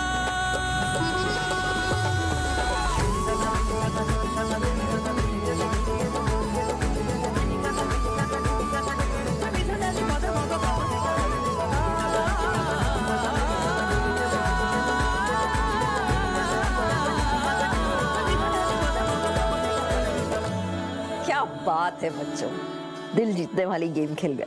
तो आंटी आपके साथ भी एक स्क्वाड अप हो जाए। हाँ, आ जाओ। इस रमजान अपने स्क्वाड की गेम से बनो किसी की भलाई का मजबूत जरिया और खेलो सिर्फ दिल जीतने के लिए।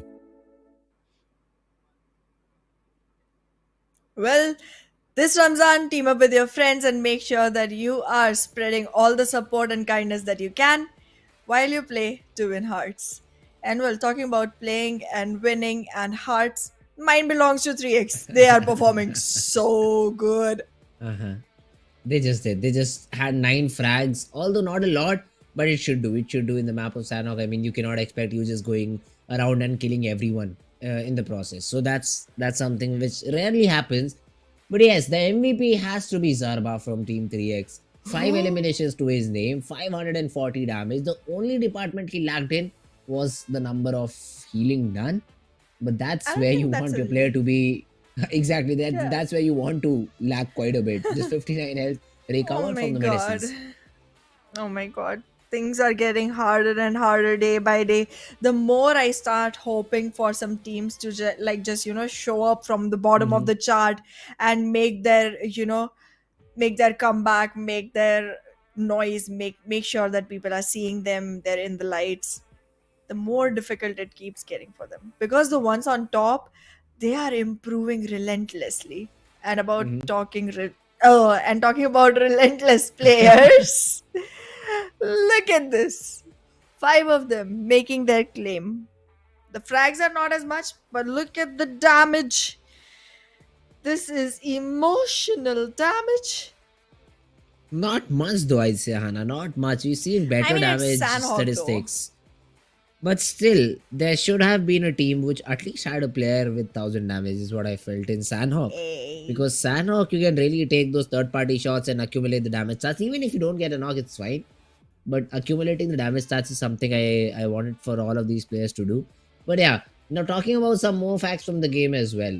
The highest damage was achieved by T24. The most number of frags was taken by Zarbaf. Most assists will be provided by the Divine, and I mean healing done. Tears. It kind of sounds similar because when you are in tears, you need that heal, and 368 is what he was able to recover. There's more to the correlation. When you're in hell, you will be having tears because like he's from HellRaisers. Okay. Yeah, I'm making very little sense these days, but the game and the All stats good. of it make a lot of sense. Look at that. Look at the 3x. results from match 7. Oof. Team Tough, though, they got 12 points, which I'm very I'm- surprised by I'm because happy they were not for- performing very good. Exactly. See, one of my predictions is finally coming true. So I think the curse is finally wearing off. Thanks to every single person who showered their blessings on me. This is working. This is definitely working. Whatever you're doing, keep BABLU, doing though. it. All right. That's because you took a bath in the break we had. But all good. Yeah, Team definitely. BABLU, though, had 4 points to their name. That's not a lot. Now, considering you were able to get a chicken in the previous game, you need to keep those stats up. One game goes very phenomenally in your favor, then you just revert back with a 4-pointer. That's not how it should be done. You need to keep your average up high if you Yes. do want to rise up in those charts. But I think so BABLU is already in the clear. They will be able to get into the top 16. So I think they're fine for now. 4 points shouldn't matter a lot. But yes, week number 2, game number 2, this is how the overall ranking looks after that. I8 still on top somehow with 67 points to 1 their point name. difference. Reggie side with 66, exactly just 1 point away. But yeah, if you compare them with the players of 3x Esports, Team BABLU and Team 7th Element, they do have a good chance to make a lead here. Well, definitely, but I very well feel like Regicide might just have the chance of swapping places with I8 very quickly because they still have one less dinner than I8. That means the number of frags from the side of Regicide are gonna be better going forward from here, and we might just see them swap places. And once that happens, we'll have a new king to the throne because Regicide, I haven't seen them on top not since this league has started. So this is going to be a great one, and the way their climb has been, it has only been uphill. So we'll have a great time watching this team trying to sustain the throne that they claim their hands on, and when they start to wobble, it'll be fun. That is true. And yeah, talking about Wobble, Team Negatives is one of those teams who've dropped down to 13th position. From being in the first chart, now dropping down all the way 13th. We already know what's going wrong with them. They're not confident in fights. They're getting eliminated early on. And how can they avoid it? I think being passive would not be the answer because Not that at all. is what you've tried in week number 1 and it did not work. Well, I feel like Team Negatives is definitely gonna have to try to invest themselves in more and more fights. They can, I mean, obviously, a lot of times they will lose. They will be sent back to the lobby. Once they start doing this, they will, however, see where they lack exactly in their fights Yes. and be able to fix that and come back into the same fights. And once they start reading how their opponents are fighting, they will be able to actually, turn back and give a good, stand against them. I feel like one of the biggest problems with teams like Team Negatives and Team HellRaisers and even Team Star, even though they survive for a really long time, the problems with these teams are they do not commit to fights, and because of that, they do not know how to deal with one once it comes into face. Because the moment you start getting picked off on, the moment one of your players is knocked, you know exactly which team is attacking you. And if you've played enough times, if you've fought enough times, you can actually realize what kind of strat this team likes to use. Like if you've fought Seventh Element enough times, you know that one of the players is going to be far away from the rest of the team. He's going to have a good angle, but he's going to be very far away. You can look for all the angles around you and make sure that, okay, if it looks like that angle looks like very suspicious angle where Tokusaurus could be surviving. You just hide Mhm. yourself from that one angle and start taking fights from that position. Like, it would help you a lot finding out where exactly to situate yourself and where exactly to attack a team from and which team to withdraw from instantly. So I feel like we definitely need to see a lot of growth coming in from these teams. However, the disappointing factor is this is a 2 week league. We are already in the second week on the second day. There's Yes. hardly 3 days remaining. I The hopes are low. See, there are just 3 games remaining, but you have to know that you can play 4 games every day. So, I mean, it's not still over because the fight is for the grand finals, Ahana. And what I feel, you experiment in the next 2 games you have, or maybe 3 if you're lucky. You experiment in these games. If it works out for you, if you're feeling confident, if you're able to eliminate one team before being eliminated, you continue doing it. You take the risk in the third day and be like, yes, what could go wrong from here on? We're anyways being eliminated if we don't take this risk. And that is the mentality I would like to see from the bottom 4 teams, because then it will push the other ones. Then it will push the teams from 10 to 14 to play a bit better, because then they would be on the verge of elimination if this happens, if the bottom 4 teams start performing. So it will have a Absolutely. very weird effect in the whole game, but then everyone would be looking for frags. And that is where the interest, that is where the game would become fun for us to watch. Everyone trying to find it out, everyone trying to take those very early fights, because I have a funda cleared in my mind for myself. Whenever I'm playing a custom from now on, the fights that I'll take will either be towards the very end zones, or while someone is trying to rotate in front of me, or if I do want to be aggressive, it will be in maybe the first or at max the second zone. After the second zone, I'm not rushing on a squad, because that's just suicide. You'll get shot from 3 different angles. If it is very necessary for you to push on to a particular compound because of the zone restrictions, then I need a lot of smokes in my hand, so that I can just completely deny any information to the players that are playing from a very far away angle, and then focus on the squad right in front of me. But that's just me. Let's see if the other squads do decide to do the same on this map of Miramar, because we're back to, according to me, the most tactical map. Well, absolutely. We might see a couple of teams trying to follow your strat. However, I feel like the ones far ahead in the top, they definitely have made themselves very comfortable in their positions. They've definitely made sure that they have enough amount of confidence filled into their veins that it's pumping right out of their guns at constant times. Like, there is no freeze in between, there is no cool down in between. They just want to take their irons and heat it up, fire away. However, the few teams that do play a little, laid back, I mean, they do have good number of frags, they do take chickens in a great way, but they do not aggressively invest in every single fight they see. One of those teams in a great position is Regicide, so I do expect to see the kind of gameplay that you talked about coming in from their side. I expect a similar thing from the side of Magnus Esports as well. However, I feel like 3x and Seventh Element do not fall in the same category. These two teams have, you know I think, sworn to make sure that they're taking every single fight that's present in front of them. Um, yeah, looking at the board, I feel like Quantum Rage also falls in the same category that Regicide and Magnus do.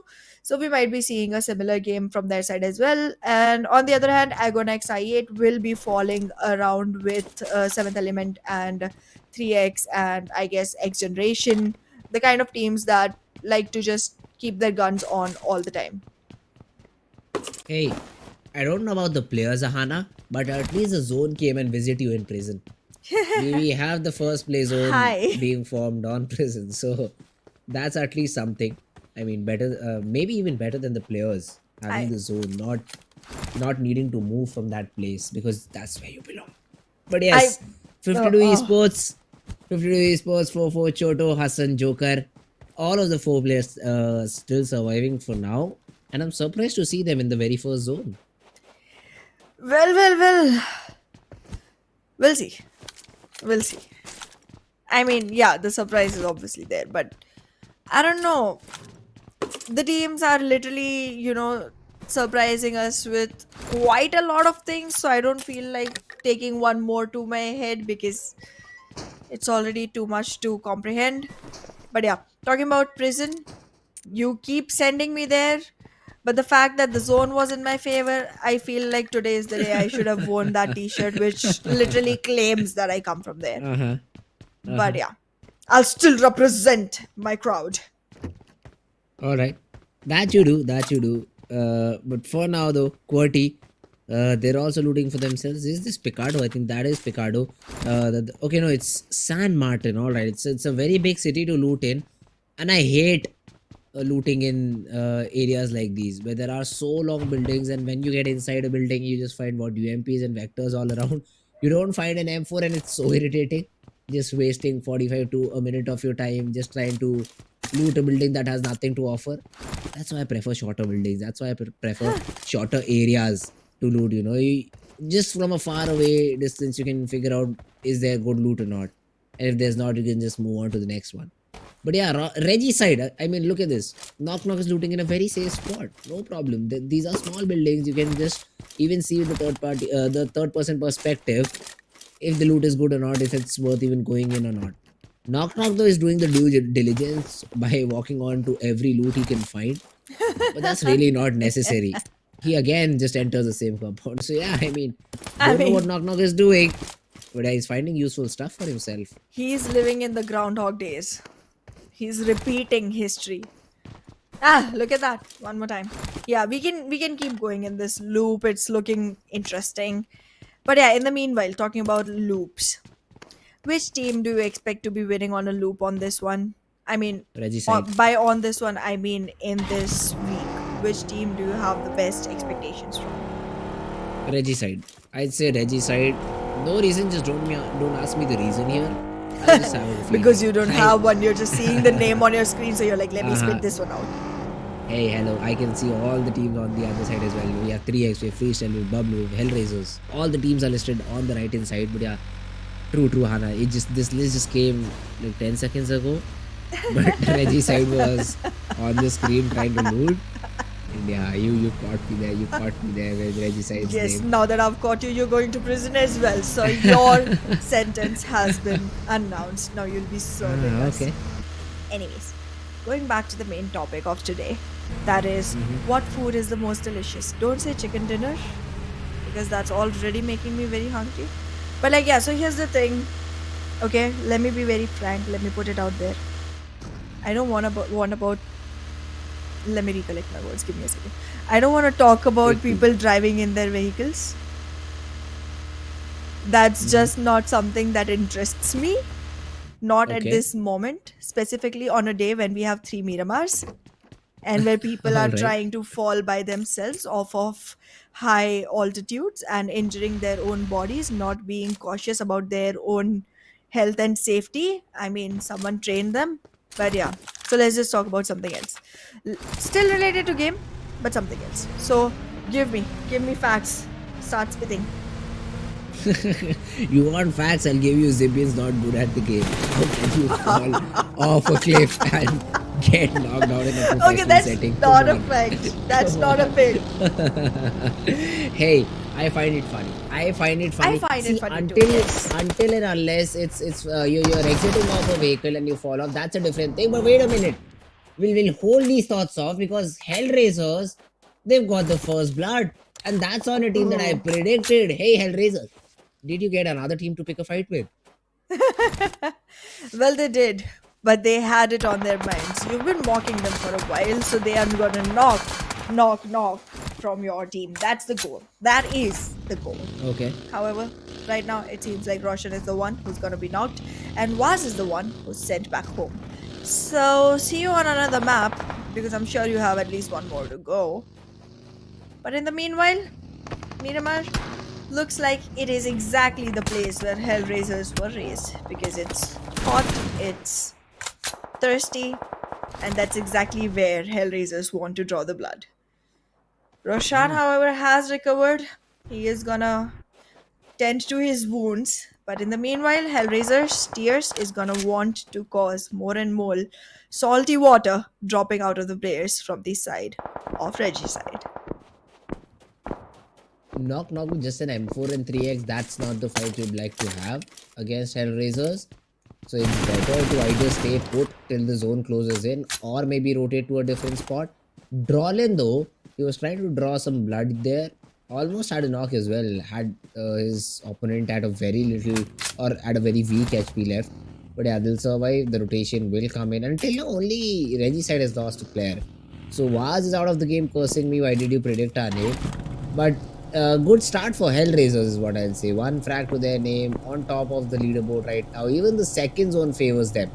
The zone's forming around Chumasera. So it will be a battle of the ridges here. You'll have a lot of teams hiding in those ridges, just trying to get their vehicles inside one of the ridge and burst them down to create a fortress to fight with. But then when one of the players gets in the nading range, the situation can all change very drastically. But yeah, for now, the grounders, it's a very risky rotation. Whenever I see a vehicle being driven on a road, I say you're just riding towards your death, because you can get shot upon from so many angles, but not on a bike though. You are the safest on a bike, even though there's no cover around you. But there's no good enough player who can shoot you on a bike and get you down. Well, we'll see. I mean, we've been surprised quite a few times. I'm not gonna make any claims just yet, or ever again in this game, because cast is curse. Oh my god, it's so hard to live with that thing.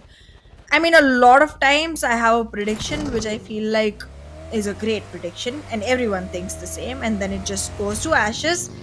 And then I'm like, okay, I shouldn't have made that one. I start feeling responsible for the losses of these teams, and that just hurts me really bad, specifically when it happens to a team that I was trying to support. So yeah, when they say support has arrived in PUBG, I'm not the one saying that. I'm the exact opposite of that. But Regicide, they are gonna be having enough support to make their way out of this fight, while North Esports just keep trying to get their crosshair in the right position. Yeah, Regicide is just bailing off every position they go because they see a team nearby. And they're like, yeah, we're the only teams with 3 players standing, so it's not a good fight to take. And North Esports, I mean, they just took a few shots and that was enough to scare the players of Regicide. Here we have 52 Esports who might involve themselves in a tussle with the players of 3x Esports. Now 3x is booming with confidence right now. They don't, I think that they don't feel any fear right now. For till they get a knock on themselves, they should not feel any fear on them. Joker, those spots no comeback, and no comeback also has that information onto Joker. The thing is, he has a DBS as a second weapon, so he needs to be very careful with how he uses his ammo on the M4. And let's see 52 Esports if they're able to counter that or not, because they are the ones holding this area. Now 3x, it's a very risky rotation and 2 of the players have been spotted down. Fofo though, very unaware about the player's location, gets taken down, but look at that. No comeback and bomb 2, down on the ground ASAP. Well, the circle seems like it's going on shrinking and shrinking and shrinking, and the number of players isn't. Like, so far into the game, we have 61 still alive, one still on the ground, but that's gonna be revived soon enough.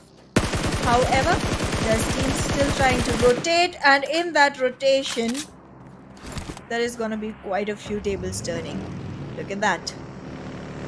The first elimination, the team to go off is 3x. Interesting. The grounders though, all 4 players standing, they find themselves at a ridge, at a lower ridge as compared to their opponents. That will be HellRaisers. So let's see the grounders, how do they want to rotate. One of the players is okay, just one of the players was in that particular area. So yeah, the remainder of the team has already rotated inside the zone, and they're on the safer side. I'd say they're on the safer side of this play zone. So let's see if the grounders, they decide to make a move here or not. QWERTY finds a knock onto the player of Quantum Rage. So that's another fight happening on some other part of the map. Maxi has taken some damage, probably fall damage. Okay, no, there is a team nearby, so those could be some shots being taken from team negatives as well. And Buzzard, oh, don't see that often, but Buzzard has been able to find a frag for himself. Well, I mean, as I said before, the team is trying to step up. The curse. Anyways, HellRaisers, they have lost a couple as well. I'm only gonna talk about the negative things on the map, including team negatives. Because, well, if I talk about anything good, it just turns bad as quickly. I'm literally the opposite of the Midas touch. He used to turn everything to gold, I turn everything to dust. Anyways, Your Medusa. Just She killing turned everyone everything in to the process. stone, but like yeah. Oh yeah, And makes killing them sense. in the Oh, it makes process. so much more sense considering the fact that I'm also the snake in Sanhok. Going back into the game, going back into the game. There's quite a few frags coming in left and right, 1 for 1 in Magnus Esports. It's great to see that both the teams are Gone. giving an equal competition to each other. However, in the crossfire, we are gonna see HellRaisers and XGeneration both get eliminated completely off the charts because you do not take a fight inside. Sorry, yes, inside the blue zone, outside the play zone. This is ridiculous. Okay, I do want to make one thing very, very clear. This is a battle royale, but one of the key things is that you make sure you're taking only the fights that mean something, not the ones that eliminate you. Look at that. All the big names, all the ones that were riding on high horses are getting picked off one after the other. This is not the best situation for any of the teams that want to make sure that they're staying exactly where they are, unmoved, unshaken towards the top of the charts. However, good news for the ones that were trailing behind. This is your lucky day, lucky map, and a great chance at making this a victory for at least one team that we've never seen have a chicken dinner. It's time you start feeding. Let's see negatives. They have a few frags lined up, only if they're able to capitalize on that. But since they're on the edge of the zone, it's better not to just peek and give a knock here. 40 seconds on the clock. It's better to find a better spot because you know you'll not be inside the next zone. North Esports and QWERTY though, they've left a few players out on the ground and they probably should rotate to Nightmare. He came with a vehicle hoping to get that revival, but Wolverine said big fat no. And I think there's a no to rotation on the revival of Top G as well. I think they're not interested to go for the revival, or are they? I think they are. Chief is running, but does he have enough time? I think Top G just might bleed out. It'll be a close call. It will be a very, very close call. And I think Chief just gets the touch. He does. Right. But no time. No time to deploy a smoke. So he is taking a big risk trying to get this revival. But that will pay off. The risk will pay off because Chief is able to get that revival. Top G will be able to heal himself back up. Freestyle on the other hand though, Fez is able to take down a player of Freestyle Talisman. Well, this does not seem like a best situation for any teams at all. All of them are suffering. All of them are having something or the other that's going wrong for them. Specifically, the teams still maintaining a good man count who have something in their advantage have a bad gameplay overall history running in their disadvantage. So, well, there's nothing I can say much about, but Minas del Valle is going to be the hotspot for the moment with a centralized circle towards the column. We are going to see all of our teams trying to rush in towards the city and have a feast. How many of them are going to be able to contest for the chicken is the big question. And how many of them are going to chicken out on the fights is another one. There's a lot of questions, there's a lot of answers we need. But right now, we're just going to focus on whatever the game serves us. And however, right now on the screen, that's going to be the fight between Quantum Rage and Freestylers. Both the teams in very bad situations. 2 players each, no frags to any one of them. And well, Freestylers, it looks like Dropshot is pretty lonely. Fezzy is not going to be as close around as you would want him to be able to provide the right kind of cover, the right kind of help to the teammate that is trying to invest in a little bit of fights to get a little bit of points to make sure they are in a little bit better position than if they had 0. Oh, Divine though. Divine and Spark, both the players still surviving. And Quantum Rage all in a bit of a pickle. But I'd say Drop Shot is in a bigger one. Some nades to his torso. He somehow survives that nade. Has to instantly reposition, and which he does. And Divine is smart enough to not use that piece of utility here. Northeast Coast though, there's a fight against the players of Team QWERTY. Drop Shot is trying to get that third party, trying to get some frags for himself. But that's not going to be the case. He instantly just falls back from that position. Fezzy tosses a nade. That's good chunk of damage being accumulated, but not a knock. Negatives here also in a fight. They've lost Buzzet in the process, but they'll be able to take down Wolverine. And that's Team QWERTY out of the game. Well, I I don't understand what's happening to our teams right now. It's looking very haywire, very chaotic. It's definitely fun, but for how long? I mean, look at this. The great number of frags come from teams with losses of man count. The ones with great number of man count do not have enough frags to their name. And again, you cannot forget the fact there's only gonna be one chicken dinner in a map. So there is definitely gonna be a huge point difference between these teams, and that is something they need to try and cover up for. North Esports, however, is gonna reside right across the hill for negatives. Is this a good move? I don't think so. I don't think so. You're vulnerable. You're not in the best position. If you come walking, probably. But I feel like the players from the side of North Esports are just situated way too organically that they're going to be able to make the best of this fight. Talking about the other teams, we are seeing a play zone pressure coming in towards quite a few. And a lot of them are already outside the blue. Oh, Fezzi is still trying to take some shots onto Quantum Race. That fight is still going on. And I think the Fezzi will be eliminated because of a third party and not because of a Molly. But I think Quantum Race, okay, they're taking steps. They do want to take this fight. I think they know that this player is all alone in this position. And Divide, he's moving forward with the DBS. He has to land the shot. He has to nail the shot. Fezzi, forced because of the play zone. Spark manages to get that frag and team Quantum Race. They get that second to their name. Maxi, spotted by Divine. Some shots do get exchanged, but not enough to get the knock. Divine now also starts his rotation to get himself inside the play zone, which is going to be a very difficult task to achieve considering there are so many teams alive. BABLU using a vehicle of their own. North Esports hiding behind ridges, and so is Team Negatives. Well, I am not understanding the way this one is working, because look at that, a lot of the big names, a lot of the big guns have already run out of ammo. There's no good shots for these teams, like Quantum Rage 2 points in total, Regicide with none at all to feed on. A very funny thing, out of all the ones that got eliminated, HellRaisers is the one with the most. Kudos, I guess. But what are the rest of them doing? that's a decent question to ask. But Team Negatives, they have Guru Boy down on the ground. They need to get that revival, and they need to get it ASAP because North Esports is not waiting. They've got Shami down. Nightmare was reduced to very little HP, but Shami has been taken care of. Arif now cooking a nade onto the player that is trying to get that revival. But does Arif escape? I think he does. Maxi just took a vehicle, just ran, just Hail Mary out of there. And he was able to escape. But one of the players of North Esports is still sticking around. Arif, he was not able to go back. He calls Maxi as well. He wants to take this fight.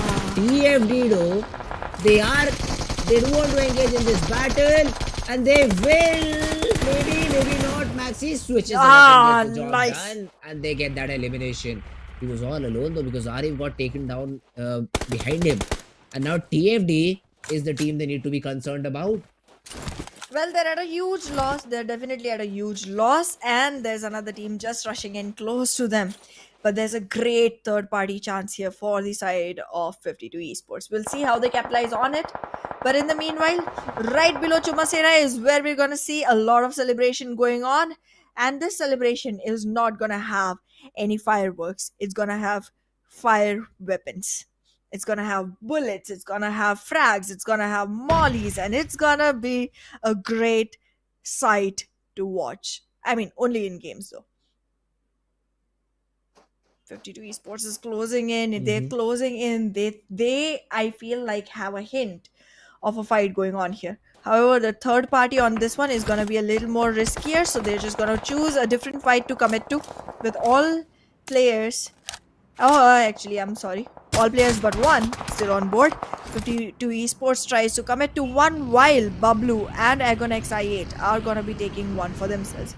The Grounders are looking at a good position as of now, but I think I8 has this one. If they are able to lose this, if they are able to be made to lose this, whoever does it, is gonna have an impressive chart for us to take a look at. 52 esports though. I do see Joker who's trying to toss some nades onto the players of the grounders, but those nades are not landing on point. So that is one of the issues that they have to deal with here. The grounders with 4 players standing, they will pose a threat here to 52 esports, but they also have to take care about their back. BABLU Pan, he has been reduced to very little HP. But the important thing is he is still surviving. As soon as I say that, I8 nades connects onto that player. He gets taken down, but the third party comes in from 52. That's not at all optimal for the players of I8, and they instantly just get themselves back together for the rotations. Well, a great third party from a team that has not been able to acquire much from themselves for a while. 5 frags and 3 players standing. This third party is not only going to help them attain some frag points, it will also make sure that their standing in the ground is more and more solidified, because other teams will be losing players. They'll not be standing with all 4s anymore. Team BABLU gets completely eliminated in the meanwhile, and that just means there's 3 more to worry about for the side of 52 esports. North Esports, I know they're going to be able to make sure that they rat it out for a while, but I don't think the chicken is theirs at all. With only 1 man standing, it's going to be way, way difficult, considering that the rest of the teams are almost full squad. Are they prepared? 52 esports, I'm rooting for you. I'm hoping you take this.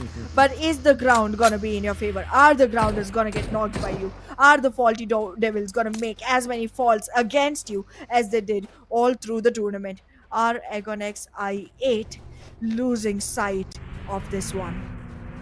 Are you gonna be able to make it is the question. I have my eyes set on you, but look at that.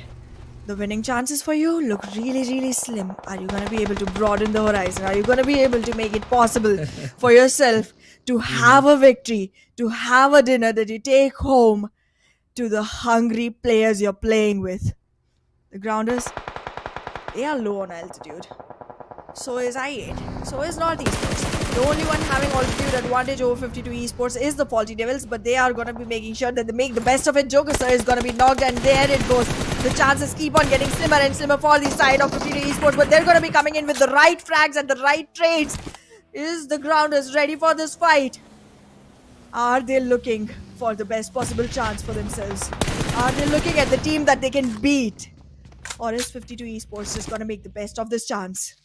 The grounders, they have to be very cautious, because even though they're looking at a better chances here compared to 52 esports, it does not look like they're gonna have much chance when the other teams start closing in. There's still 5 teams on the board. 52 esports, Toto, you're in the wrong open area, and that's just going to result in a better side for the side of the grounders. They're going to make sure that their crosshair shifts very quickly and the spray transfers onto the other player from the side of 52 esports, and that results into an elimination. All of my hopes right into the ground, and all of the players from the side of 52 esports right back to the lobby. Oh, 52 esports. They were looking, I'll not say the contenders for chicken, but they could have done a bit better. Here the TFD, 2MB, he's dishing out a lot of damage. And now Easy Boy wants to take this fight against Maxi. Maxi's a bit more accurate on the first few shots, but then the job gets done by TFD. Good frags for them, and now it's essentially a 4v4v3 here. The grounders, they've lost a player, but the zone, if it helps them, they could come out on top, but it's a central zone. It is sort of favoring the players of Team TFD. I8, they're dishing out a lot of damage. 2 of the players of the grounders are on the ground, and now it's all down to Chosen Boy to clutch or get eliminated out of this derby. Ooh, it doesn't seem like there's much left for these teams to do. It's a 4v3. The Faulty Devils do look like they have a better chance. They have a better position. The HP on Agonex I8 doesn't look the best. This is gonna be a victory to be named in history if it falls in the side of Faulty Devils, because they have been one of the low draggers. If they are able to drag Agonex I8 out of the map for themselves, this is gonna be written in golden words across history. Are they prepared though? There's a scatter. It's a 2-1-1 split. It's not a huge area to call it a split, but I'm still gonna call it one because it looks like one. Agonex I8 on a man counter saw advantage on an altitude disadvantage. Gonna try to use the weapon. Gonna try to use the weapon right across from the vehicle. Getting a good cover for themselves. But is this cover good enough to shield them?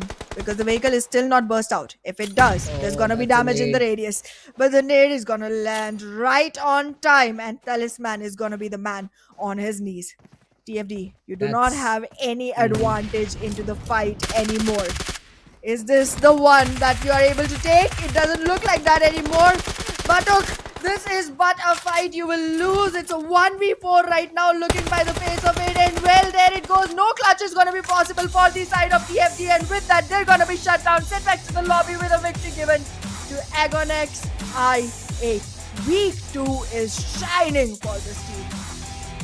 Ooh, great start. Great start for Team I8 and they converted as well into a good chicken too.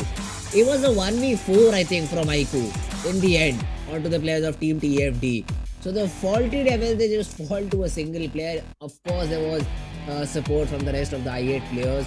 The distraction was enough for Aiku though to get in, grab those frags and get his team the chicken dinner. 13 total eliminations, 23 total points. Great game for Team I8. And yes, talking about the consistency, they are back with it. Well, the consistency that they have is exactly the one that the gravy of a chicken dinner does. However, with more to come for these teams, we are going to be back after a tiny little break because we need a breather. This was hectic.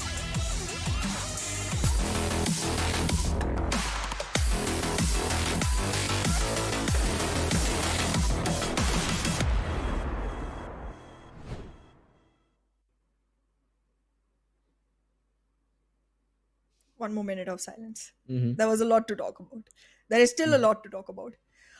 What is I8 doing? I mean, apart from winning, they're doing that really well. Correct. I mean, Fritz, talking about a team improving like anything. I mean, they started strong, and you and I were rooting from them even on the day when matches Yes. didn't happen at all. Yes. They're doing great. They've held the fort. They're holding the ground. They're making sure that they have their roots spread all across. And I think one of their branches is leading all the way into the MVP. Am I right? Let's just take a look. You should be right. I think because Aiku, he was fragging. He was fragging out of his There it mind and is. that he is the MVP. He is MVP. I don't know how, but on a map like Miramar, you just take 27 damage. That's it. How is that possible with 6 eliminations to your name? Oh And my 4 of them goodness. came in a very close range battle. And somehow this guy did not take damage or maybe did not get time to heal and was able to just best the remaining of the players. What was that? That was a very calculated game. Let's take a look at Okay. the top players while we continue this conversation. So here's what I have to say. The fact that he has the least amount of healing means he chose bio as the secondary option, while math was his first. Okay. Because he played a very calculated game. All right. All right, I'll give it to you. It's a good line. It's Thank you. definitely a good line. But 52 Esports as well had a couple of players in the top players chart. 3 frags for Hassan. 3 frags for Choto. 1 frag for Hassan. Good attempt coming in from them, but at the end it was Team I8 who took the game. What I think 52 Esports happened? might be in top 5, but that would be about it. What happened to Hassan? Look at the damage. Oh 882. god. Mm-hmm. 882 damage, and he has just 1 elimination. Talk about kills being stolen from your hands. Like, if he was able to convert all of his damage into an actual frag, this would have looked really good for 52 Esports. However, as always, I8 capitalizing on the rest of the, match summary, while the healing done goes to North Esports. Great job done from I8, I'd say. That Absolutely. UZM had a lot of his assists as well. I was surprised by that. But I think yes, he was able to bring down one of the players of Team TFD to a very little HP. Then the nade from Aiku did it all. So yes, the support was definitely there. I8, great job done. 23 points to their name in this game.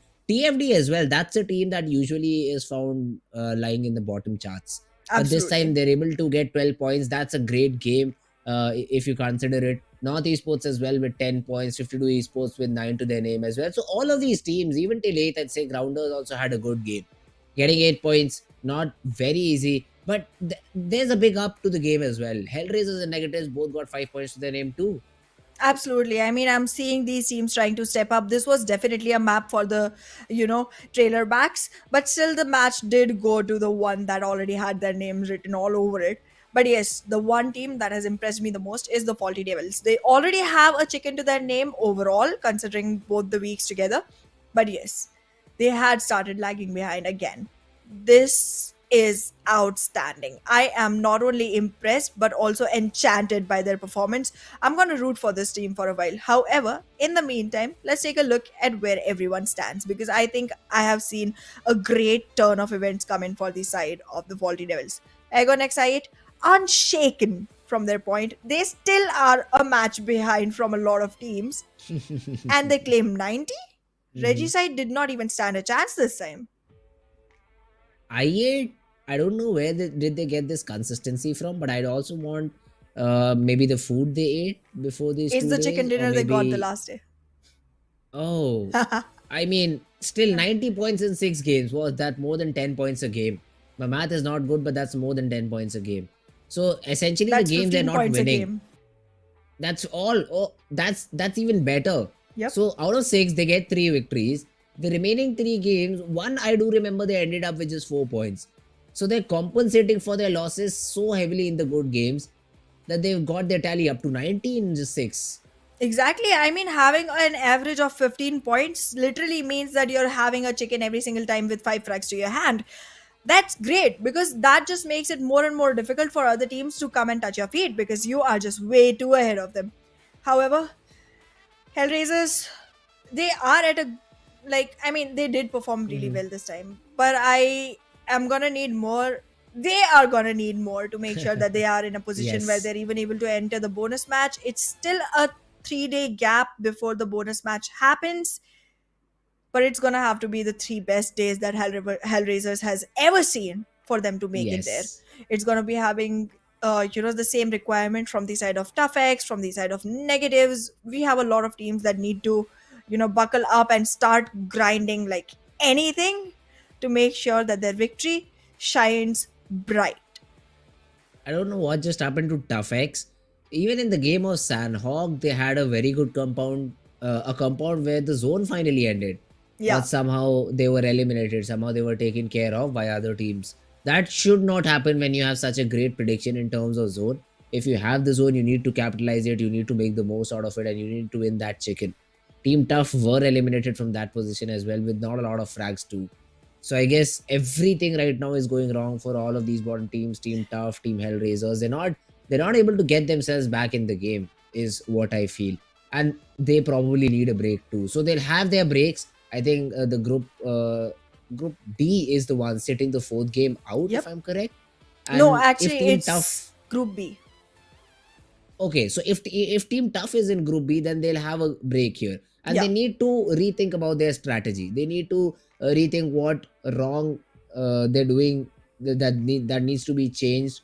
I mean, they had a day off in the middle as well. I think Monday was off for them, so they should have been ready with a strategy for week number 2. But it does not seem like it. They're still not indulging into fights. They're still trying to play it a bit passive.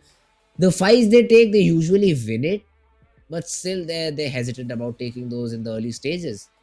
Yep. However, this map is going to be really, really crucial to most of our players, because Mhm. considering it's Erangel, it's not only one that you Yes. have most practice on, it's also a great change of pace from a map like Miramar. So once you walk into that, see, there's a couple of groups that had Miramar and then Miramar again, because whoever was in Group D did not play Sanhok at all. So for Group D, this is going to be one of the very difficult maps. Let's take a look at the Yes. schedule while we continue this conversation. And yes, I mean, considering that you have played 2 Miramars back to back, going into Erangel is going to be a little bit difficult. And that is a group, the teams that belong to it are going to be, most easy to pick a fight with. If you see a team that belongs to Group D, take a fight with them. Go ahead, make sure that you're capitalizing it, because it's a great change of pace. You've played 2 Miramars back to back. It's a wrangle. It's not the same pace. It's not the same game. It's not even the same weapon friendly. So you can definitely make a change. And if you're thinking, calculatively, and if you're one of the teams that is going all the way low in the leaderboard, this is your chance. You know exactly who to fight with, you know exactly how to win that. Oh, Erangel, a defaulty map, a map which should be very comfortable for most of these teams. But the question still remains, who comes out on top? Again, another prediction, Ahana, another prediction from you. Who is going to take the map of Erangel? Okay, I'm gonna bet on Seventh Element if they're playing this one, because Okay, Erangel has just been their playing field for a really long that's time. true. That's And true. because they haven't had a great victory today, anyways, I feel like it's going to be a great starting point for them. Mm-hmm. However, I do not feel as bad about Agonx I8 either. They might have a great chance again, Okay. because this team just starts the snowball effect once they start winning. They just keep on rolling with the same momentum. So maybe they won't take the dinner, but they will definitely be in top three according to their elimination and placement points combined. All right, all That's what I right. feel. I8 is a very strong team. I do agree Yes. with you on that. And Seventh Element, although looking a bit out of touch, but it's correct that they are the ones who shine the most on the map of Erangel. I think they got a lot of chickens on this map too. So two safe bets, huh? And I like this. I like this. No risks whatsoever. Just going with the numbers, just playing with the numbers there.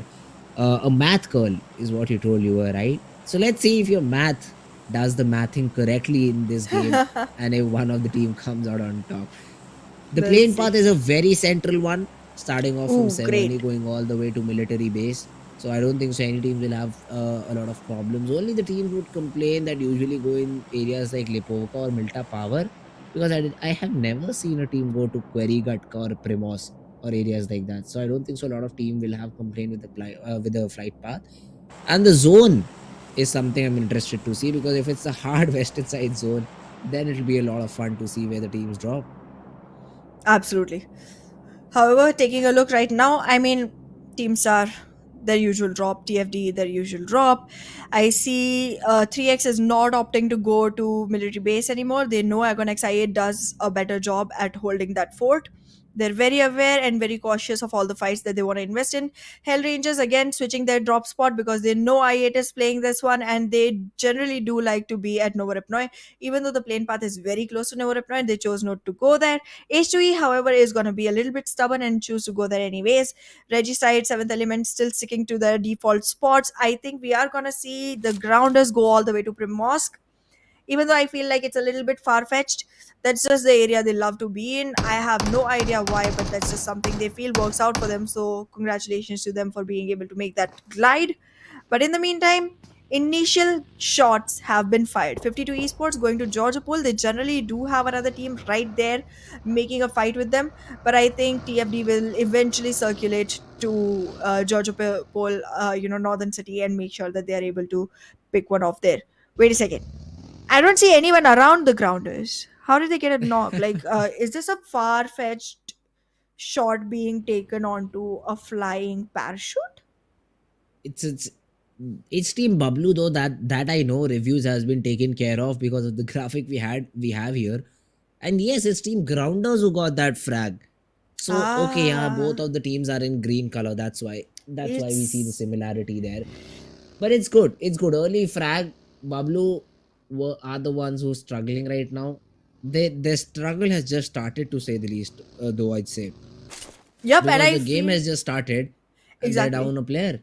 Exactly, and to say the least, I mean, the grounders just literally dropped way too quickly just to make sure that they're able to take that fight. The Now Team Bablu is gonna have a really hard time. One, they're running on a man loss, and we know how well they're gonna X8 holds the ground when it comes to military base. They're great at holding the bridge. They're great at making sure that they have the best of the times. And if I'm not mistaken, the circle is in their favor again. Again? They've paid the gods as well, I think now. They've paid the PUBG gods as well to just keep throwing the circle in their favor.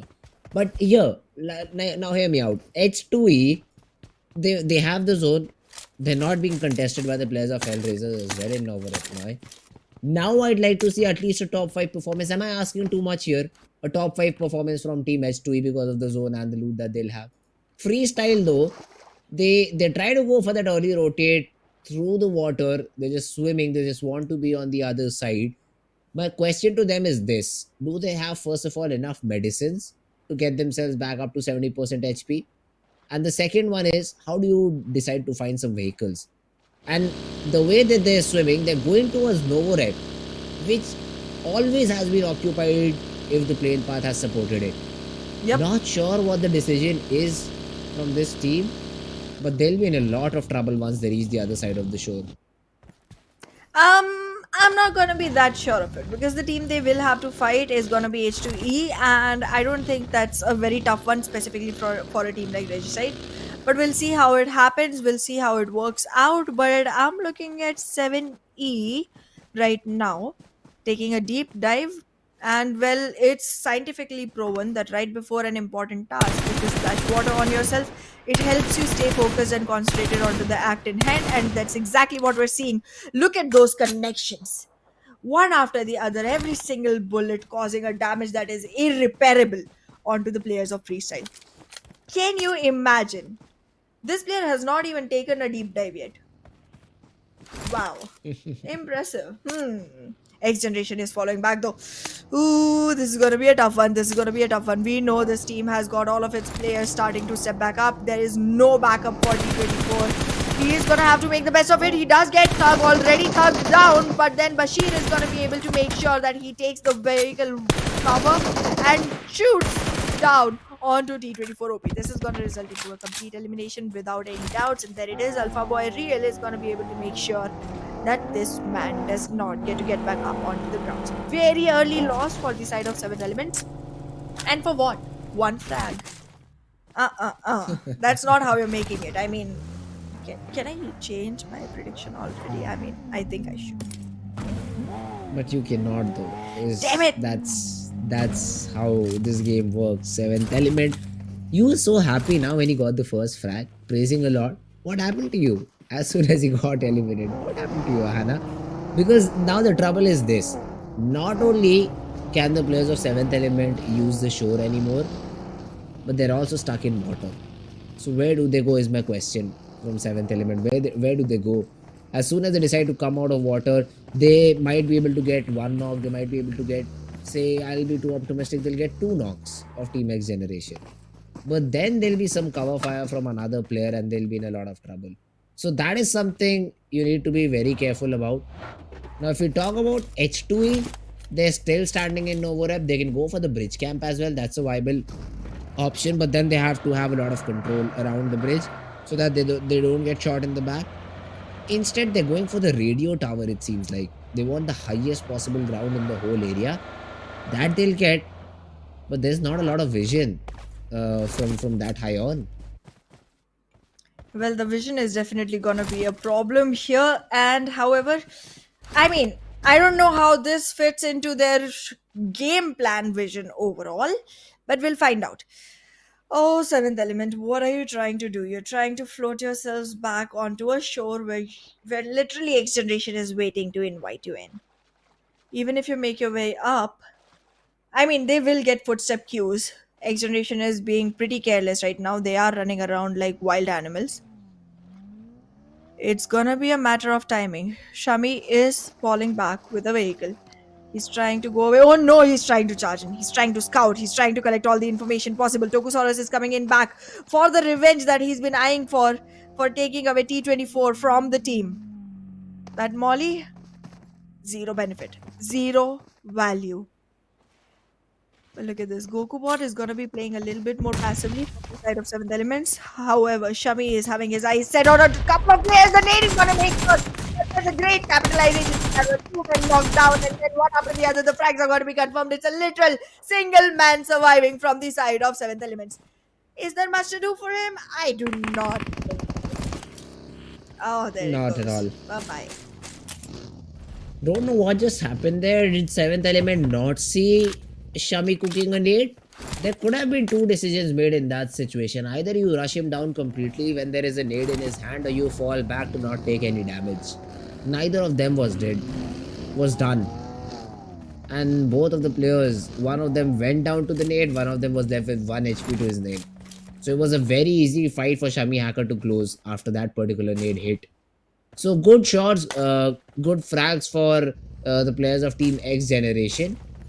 But now let's see how do XGeneration get more frags to their name and just continue the momentum that they've got. The circle is playing a lot of tricks though. Look at this. Once it goes all the way north, I'm sorry, once it goes all the way south, now it has gone all the way north.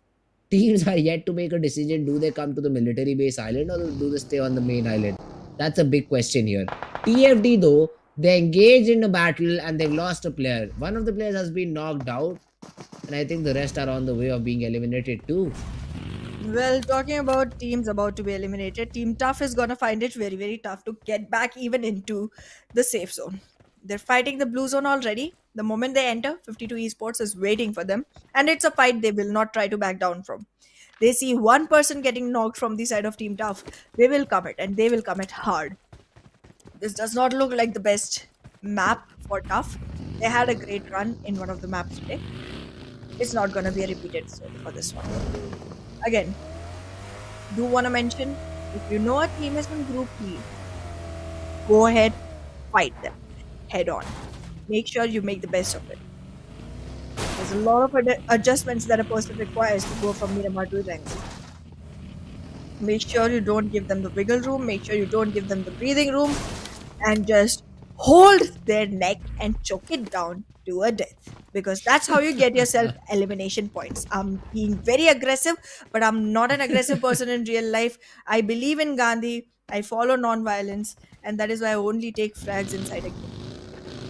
And that too, only, like, I mean, my total history of gaming hours must be more than the number of frags I've had in my whole life, but that's just it. You're so bad, huh? That's what you're saying, Mahana. You're so bad in game. No, I'm really agree. good. It's just the opponents are a little bit better. Ah, that's just another way of saying that yeah, I'm bad. Why don't you accept it? Why you have to say that the other player is good? The other player has a KD of 0.5 and you're saying him better won't make you. I mean, A if good I have a opponent to KD of fight. 0.05, obviously he's better than me. That's when you say you're a bad player and not the other one's good. Because that's not the Stop correct mocking me. statement to make. Hi. Oh, they're on the verge of getting eliminated or what? 52 Esports, they've got one frag. That's the second one to their name, and there's another knock on the ground. Edgar is down too. So yes, 52 Esports, they've done a little bit damage to the players of Team Tough. Team Tough, they've received a big beating from their opponents. But that's what happens when you're careless like Ahana. When you have Oh my 0.05 KD to God. your name. That is exactly what happens. You get punished from your opponents. I am very careful. I am so careful that when I'm playing, my nail pin doesn't even chip.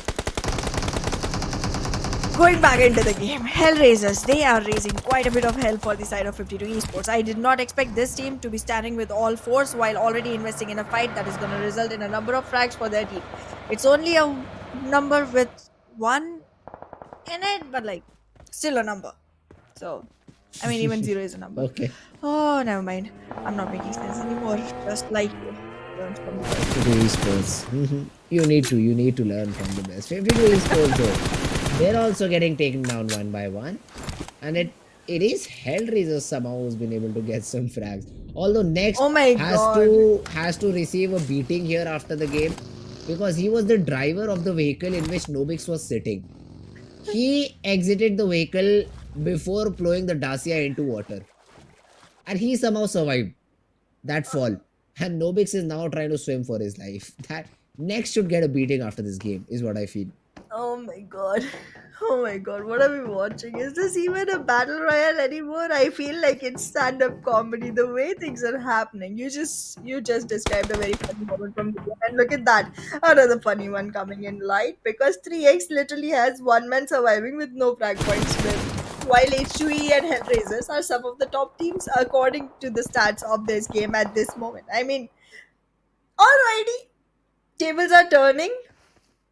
Teams are rotating. There's a lot of circulation, and this circulation is gonna result in better results for the teams that did not have good results to begin with, while it won't result in something any as close to the better results that the teams without good results are having, or the ones that had a good result to begin with. Yeah, that's all the Oh, results Team I have. BABLU. Team BABLU though, look at that. They were trying to use a boat, but then they get spotted by the players of Team 52 who took some shots, but now even Chotu is getting third party. From where?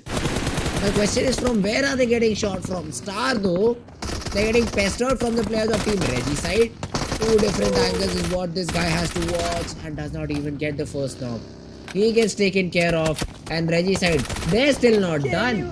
Vaz is still using the buggy and are trying to find the remaining players of Team Star, one of who is outside the zone. So essentially you can just get 3 frags around here. Oh my god. Oh my god. Things are looking very weird right now. I feel like I'm literally inside a dream. This this is unimaginable. There's zero prediction that can work right now. This time I'm not even gonna call it a caster's curse, to be very honest. And because unimaginable things are happening, XGeneration, please give me a chicken. I've been waiting.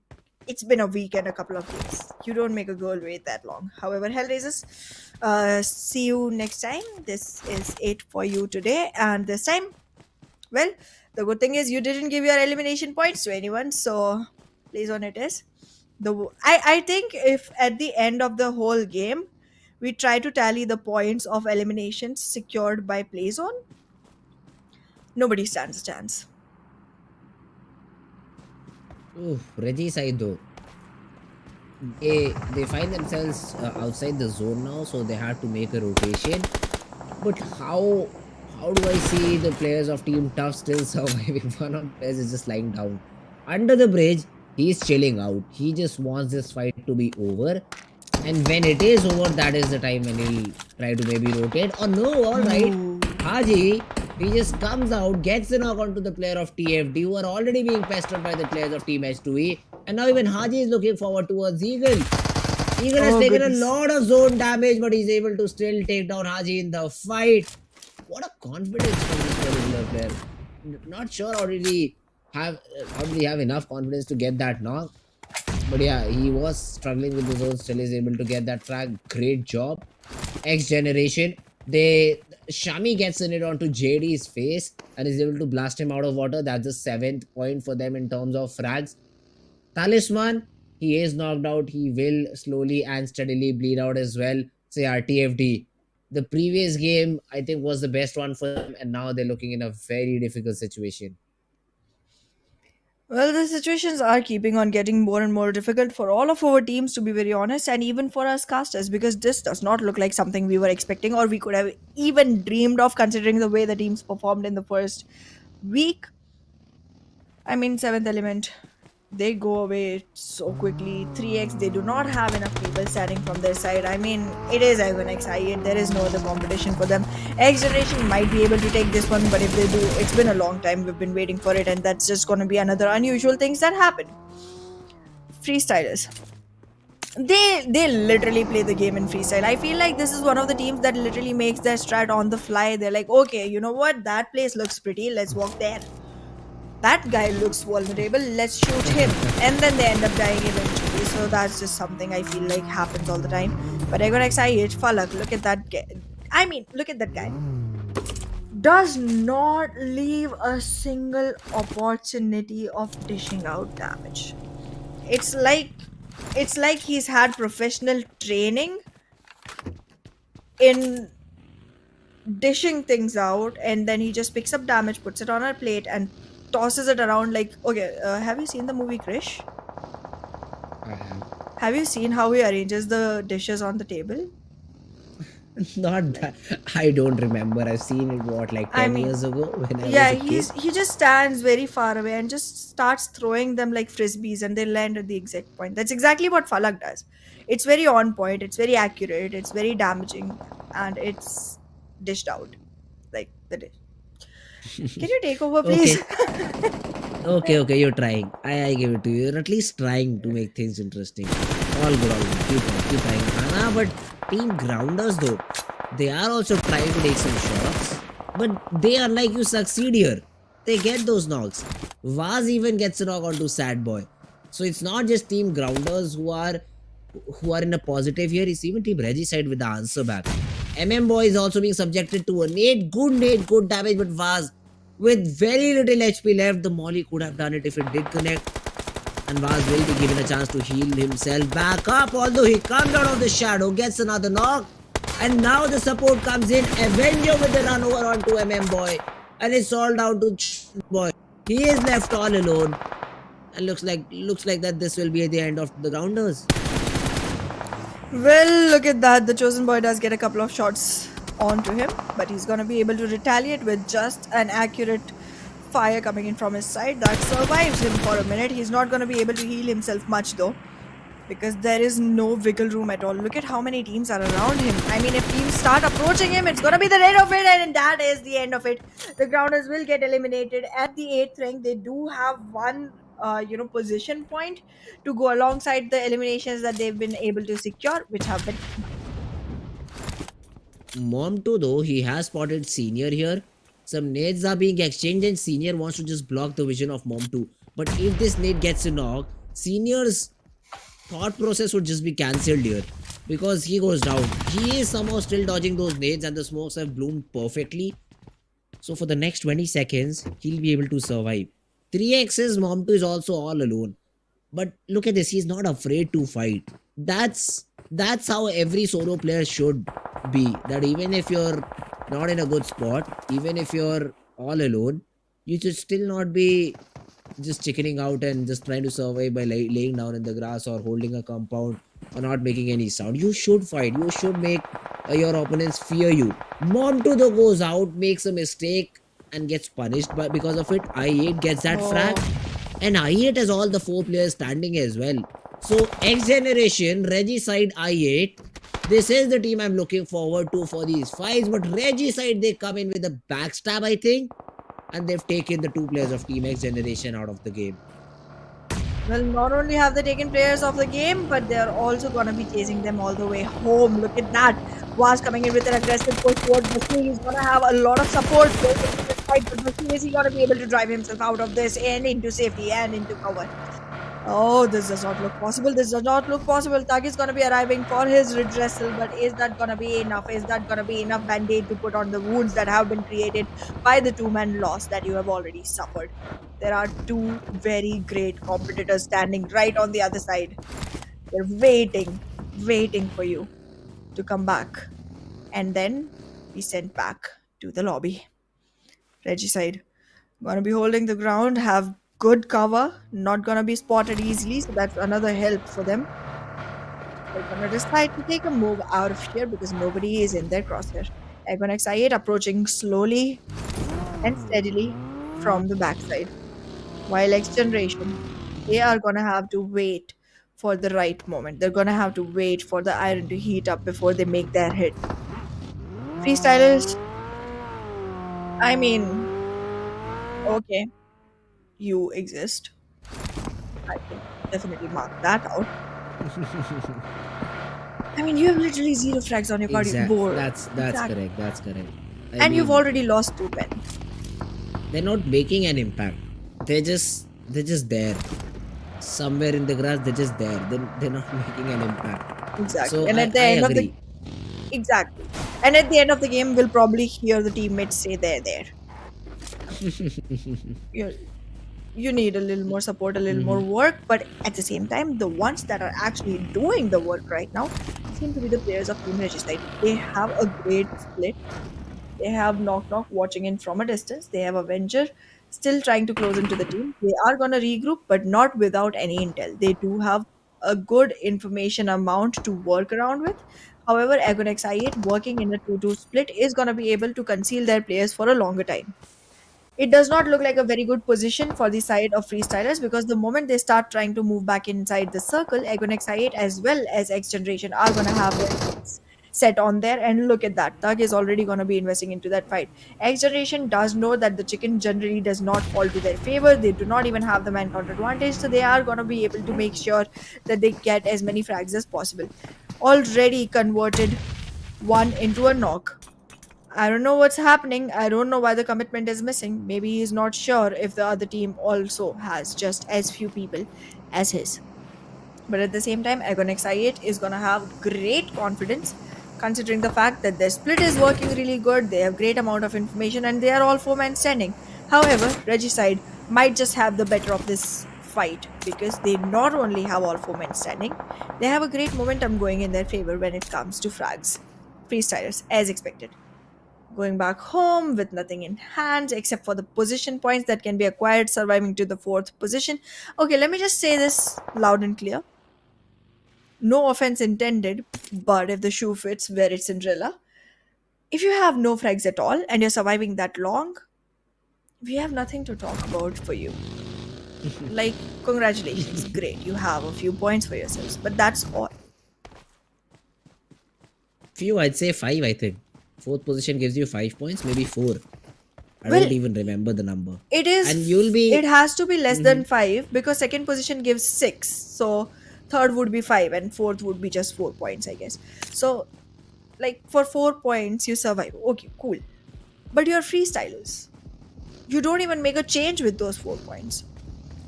You literally And stay exactly where you teams. are. And teams like HellRaisers and 52 Esports who are near you get those 4 points by just eliminating a squad in front of them. Exactly. And they got eliminated so early on. So essentially, you're leaving not a big impact in this game. Yup. And I'd like for that to change. Here, Reggie side though, they do have a good impact because they've taken down Falak, a very strong player from the I8 side. And look at the prediction number, it just shot up to 50. Suddenly it got brought back down because of the zone, I think. But Reggie side, 3 of the players are in vehicles. What can you expect from this team? They're just hunting down the remainder of the players. Well, the hunt has already taken them to a very good advantage point. They have 43.35% of winning this fight. It's a 9 people game.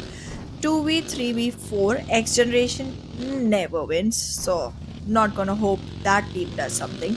Agon XI8 has a great run today, so not like they need the chicken. So I mean, I'm a root for Regicide. They have all the advantage, they have all the weaponry, the vehicles, everything that they need to make this into a win. If they don't, I'm gonna be a little disappointed because I have been praising this team for the way that they have picked their own scattered pieces up and collected it together to make it into a great team eventually. And well, I guess they have all the benefits. Knock even has a ghillie suit, and with that ghillie suit being concealed, he's gonna be able to make sure a frag is secured for the team. Loses one in the process, but still makes sure that the other team is completely done for. It's a 3v3 scenario. Both teams have a great chance, but Ghost, is he gonna be a thorn in the roads? Is he gonna be able to make sure that Regicide does not stand a surviving chance? No, you went in way too aggressive, way too forward, but you're gonna be able to capitalize on that fight. How? Agonix I8, is the backup not arriving right on time? IQ does launch a nade, but it's not gonna reach in time. It's not gonna reach the right place. Avenger survives. Will he be able to avenge the victories, the losses, everything that they have faced because of Agonix I8? There is gonna be coming a running car that does not convert it into a run over. But then the flag still falls into their favor. It's gonna be a 3v1. A car just keeps going on around. Ghost, it's done. There's a man in a ghillie. You're gonna be able to pick a couple, but Avenger is still having the fight. Roshan has been able to revive himself. It's a 2v1 exactly. There's a car running on. Oh, Knock is on board as well, and then they have a chicken for themselves. The Molly made things easier. It The did. Molly definitely made things easier because his position was known. He used a buggy of all the vehicles that makes a lot of noise. Fired a few shots, hoped to get a knock there. Nothing felt in his favor, and he just got taken down. He just got taken care of, and that's Reggie's side. Yup. This was another team that I think got a chicken earlier with very good number of frags. And even here, look at this, 16 frags. That's not a small number to achieve. 16 frags, 2500 plus damage. And they were third on the chart previously, but they've just eliminated I8 in the process. They might be gunning for the top spot after this game. Well, definitely we are seeing R3G come up with the best games every day at least once. However, we'll talk more about it right on the other side of the break. See you there.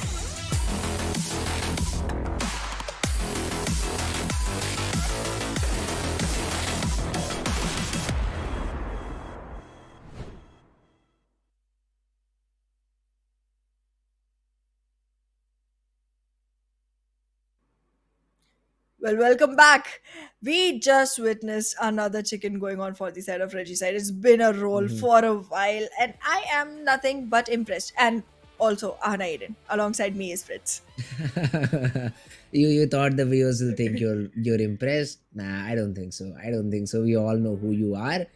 Just an average caster here. But yeah, I mean, the game Hey, was very come good. on. The game was very good, and there was a player who had the most impact in it.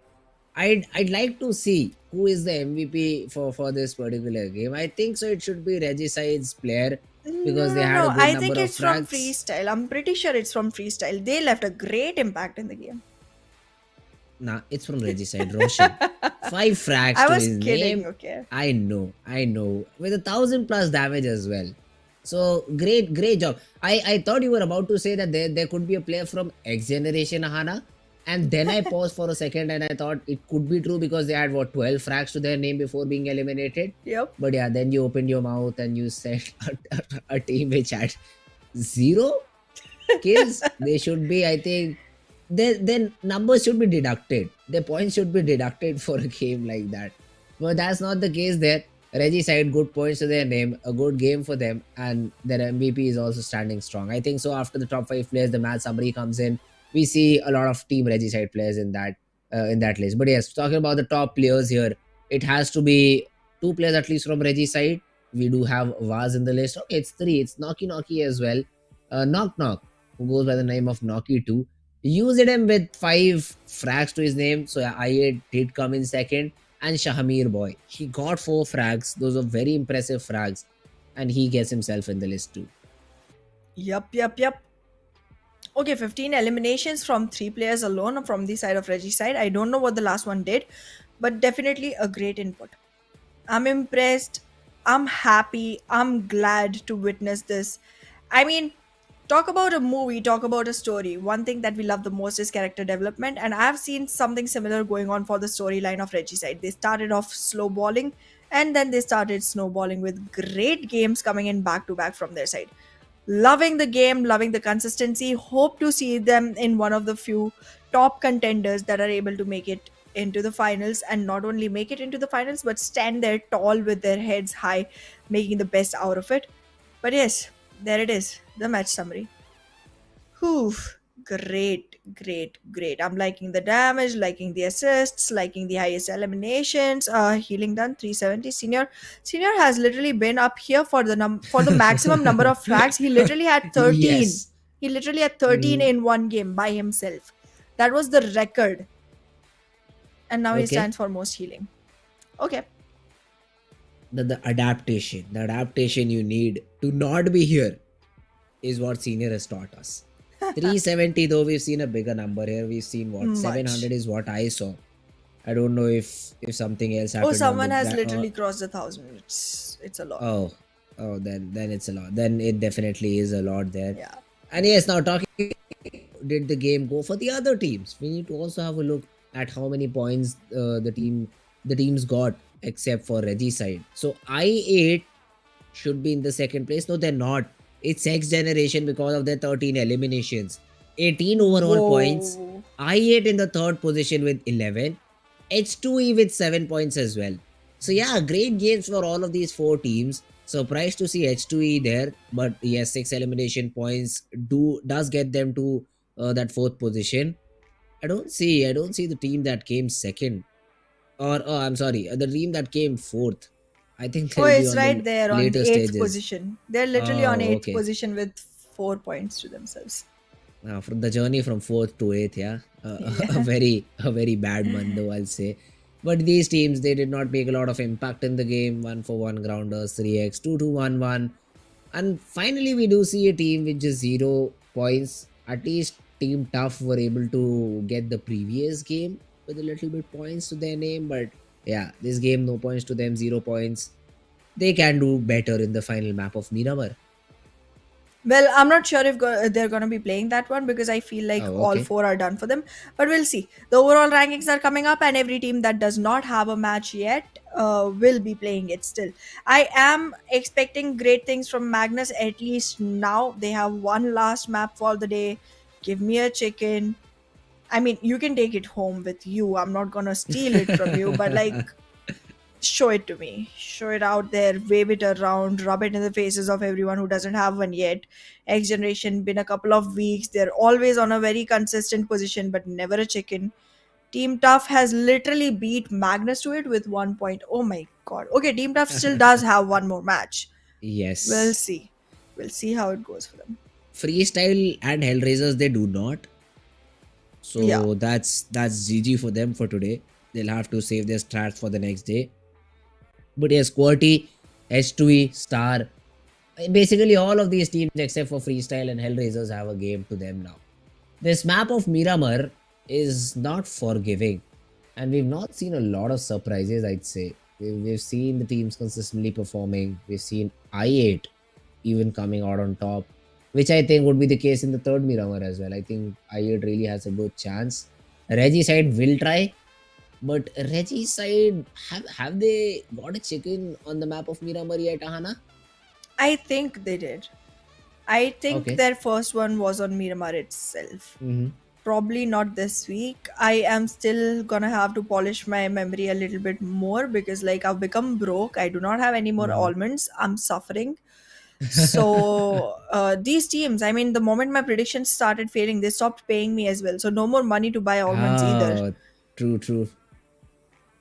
You. All right. So you won't make a prediction here, huh? That's what you say. That's what you're saying. I will This still has make a happened prediction yesterday. and start Oh, getting okay. Then right please do. again. Please do here. I'd like to see if you get it right. Magnus. I mean, I do want to see So them win one time. basically, what you're saying is until and unless Magnus wins one, you're not getting your prediction powers back. Is that what you're saying? Probably. So Magnus should win this one. Oh, not for their sake, but for the prediction powers of Ahana. Yes, obviously. I Hey. mean, come on, it's more Ah. important. Correct. Definitely, it's a bit more important because then you can go and predict for them again and again, right? Correct? Exactly. Oh, See? we do get the sense. Clever. We do get the sense of what you're trying to say here. I highly unagree. That's not even a word. I know disagree is there, but I say highly unagree. I'll approve it. I'll let it because- slide. all right. You have to. You have no Because it other makes choices. just as much sense as whatever I said makes. So Oh, okay. All right. But yes, enough about us, guys. Now coming to the next map, the map of Miramar. See, Ahana has already told Magnus is going to be the choice of of her team. I disagree here. I say it is going to be Team BABLU. They've Oh. done it once. They can do it again.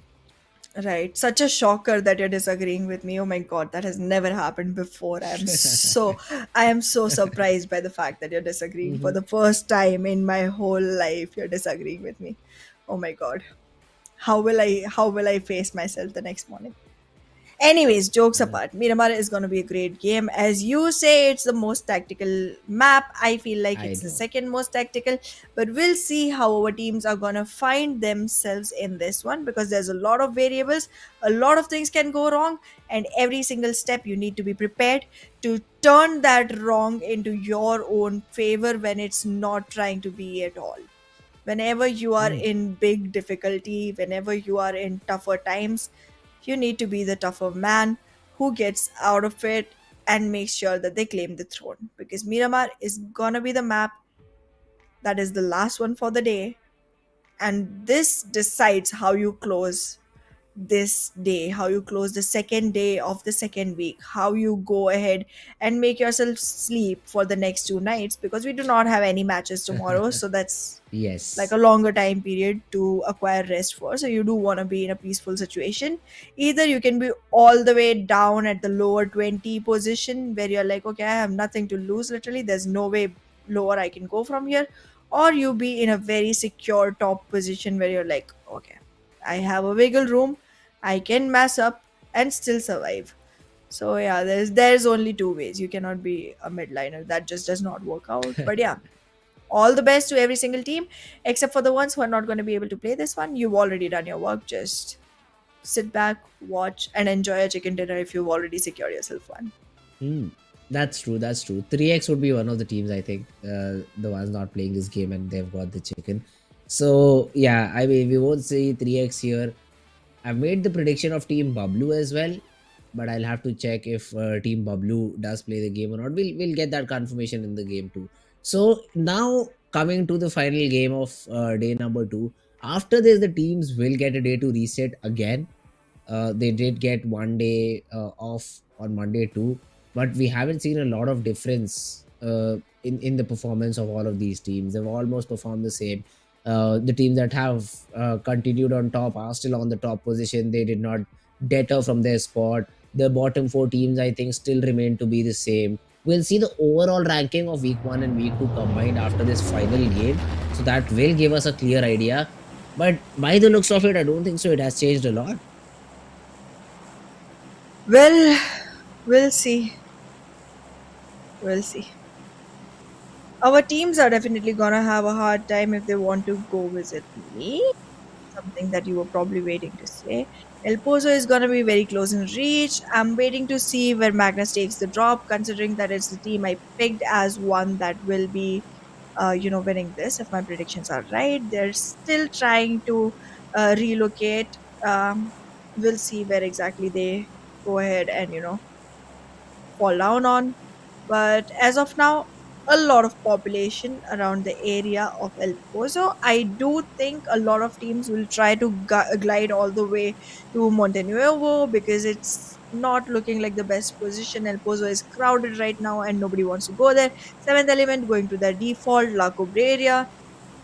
And well, 52 Esports, I mean, they generally do have a very haywire situation. Star always loves to go towards the north. We are going to be seeing them doing the same.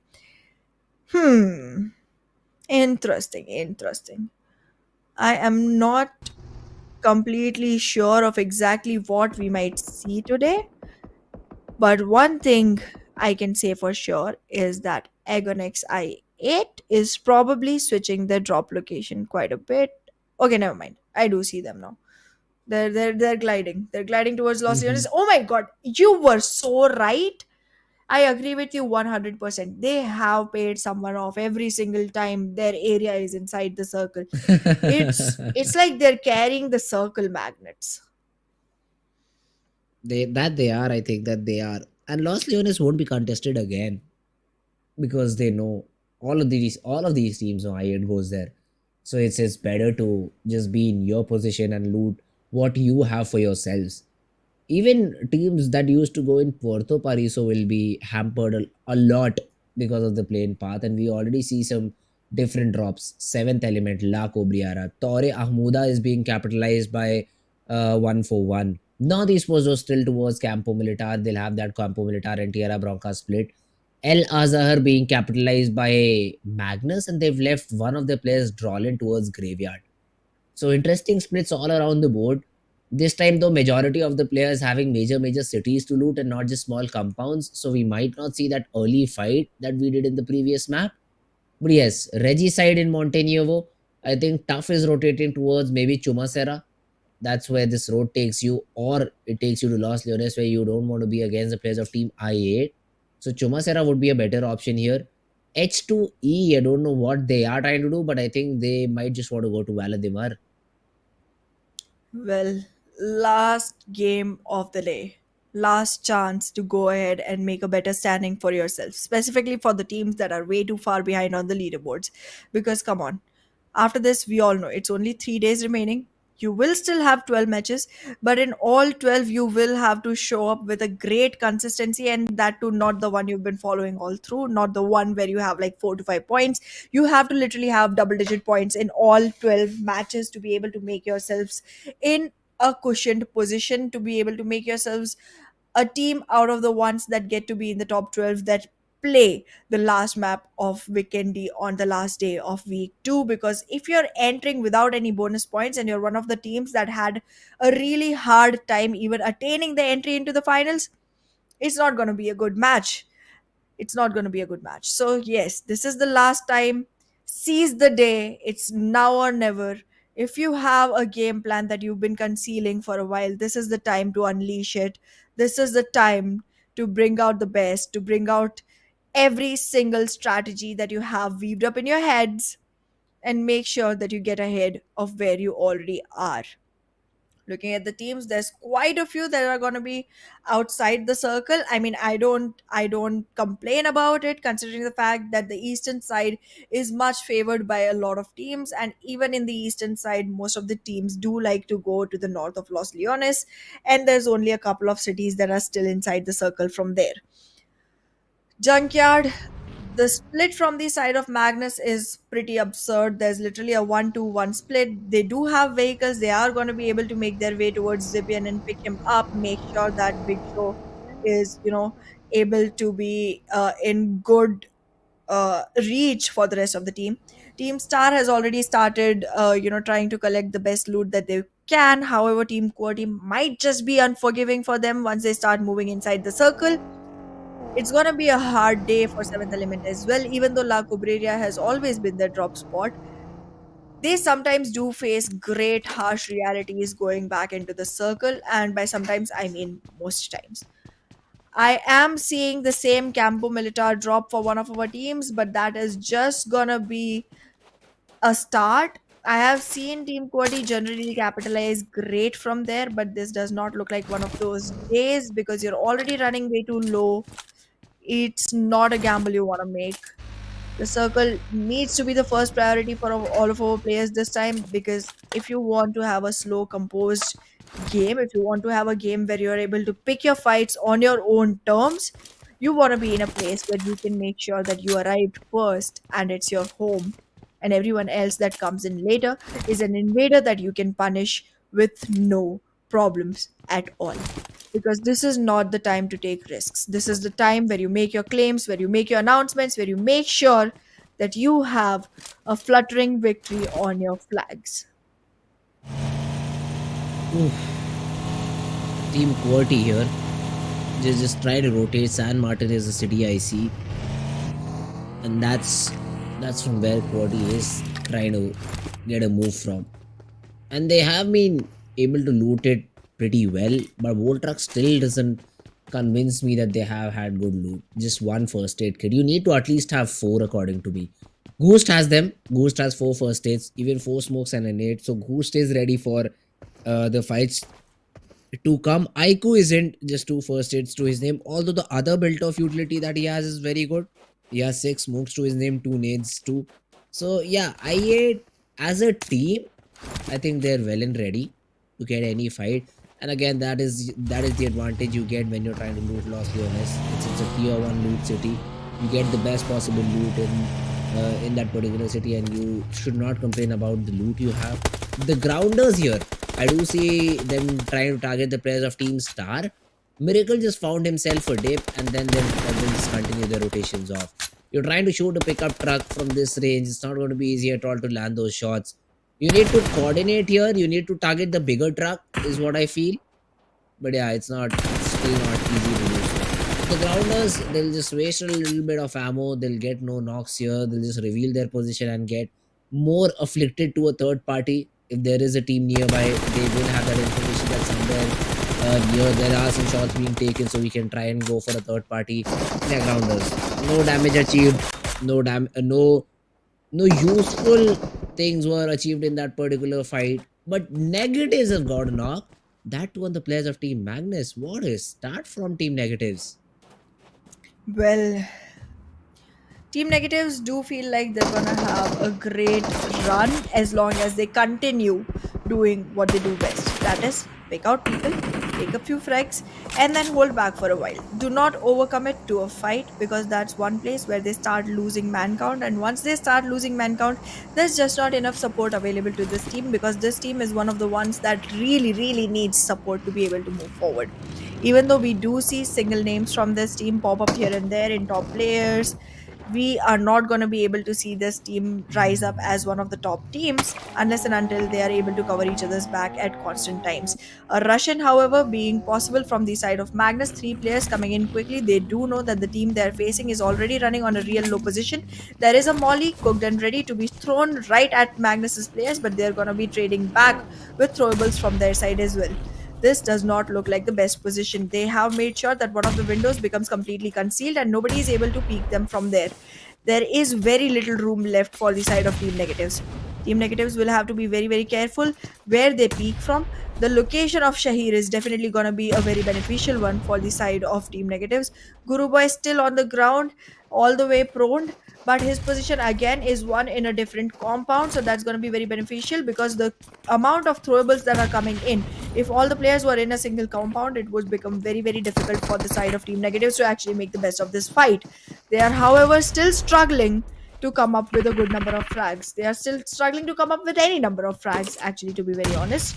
But yes, Zibian, he is preparing himself for a backstab.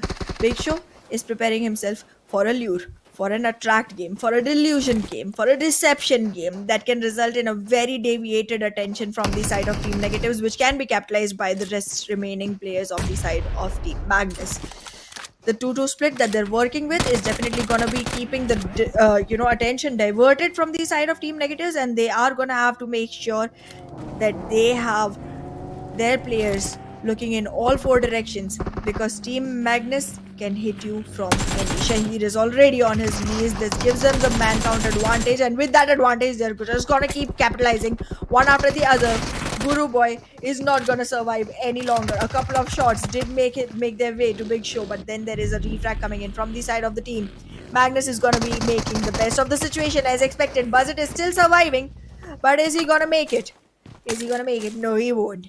No, he won't. That shuts down Team Negatives completely in a very orchestrated, very fabricated fight from the side of Magnus Esports. The moment they realized it was a weak team, they went ahead, held the painful nerve, and held it down hard.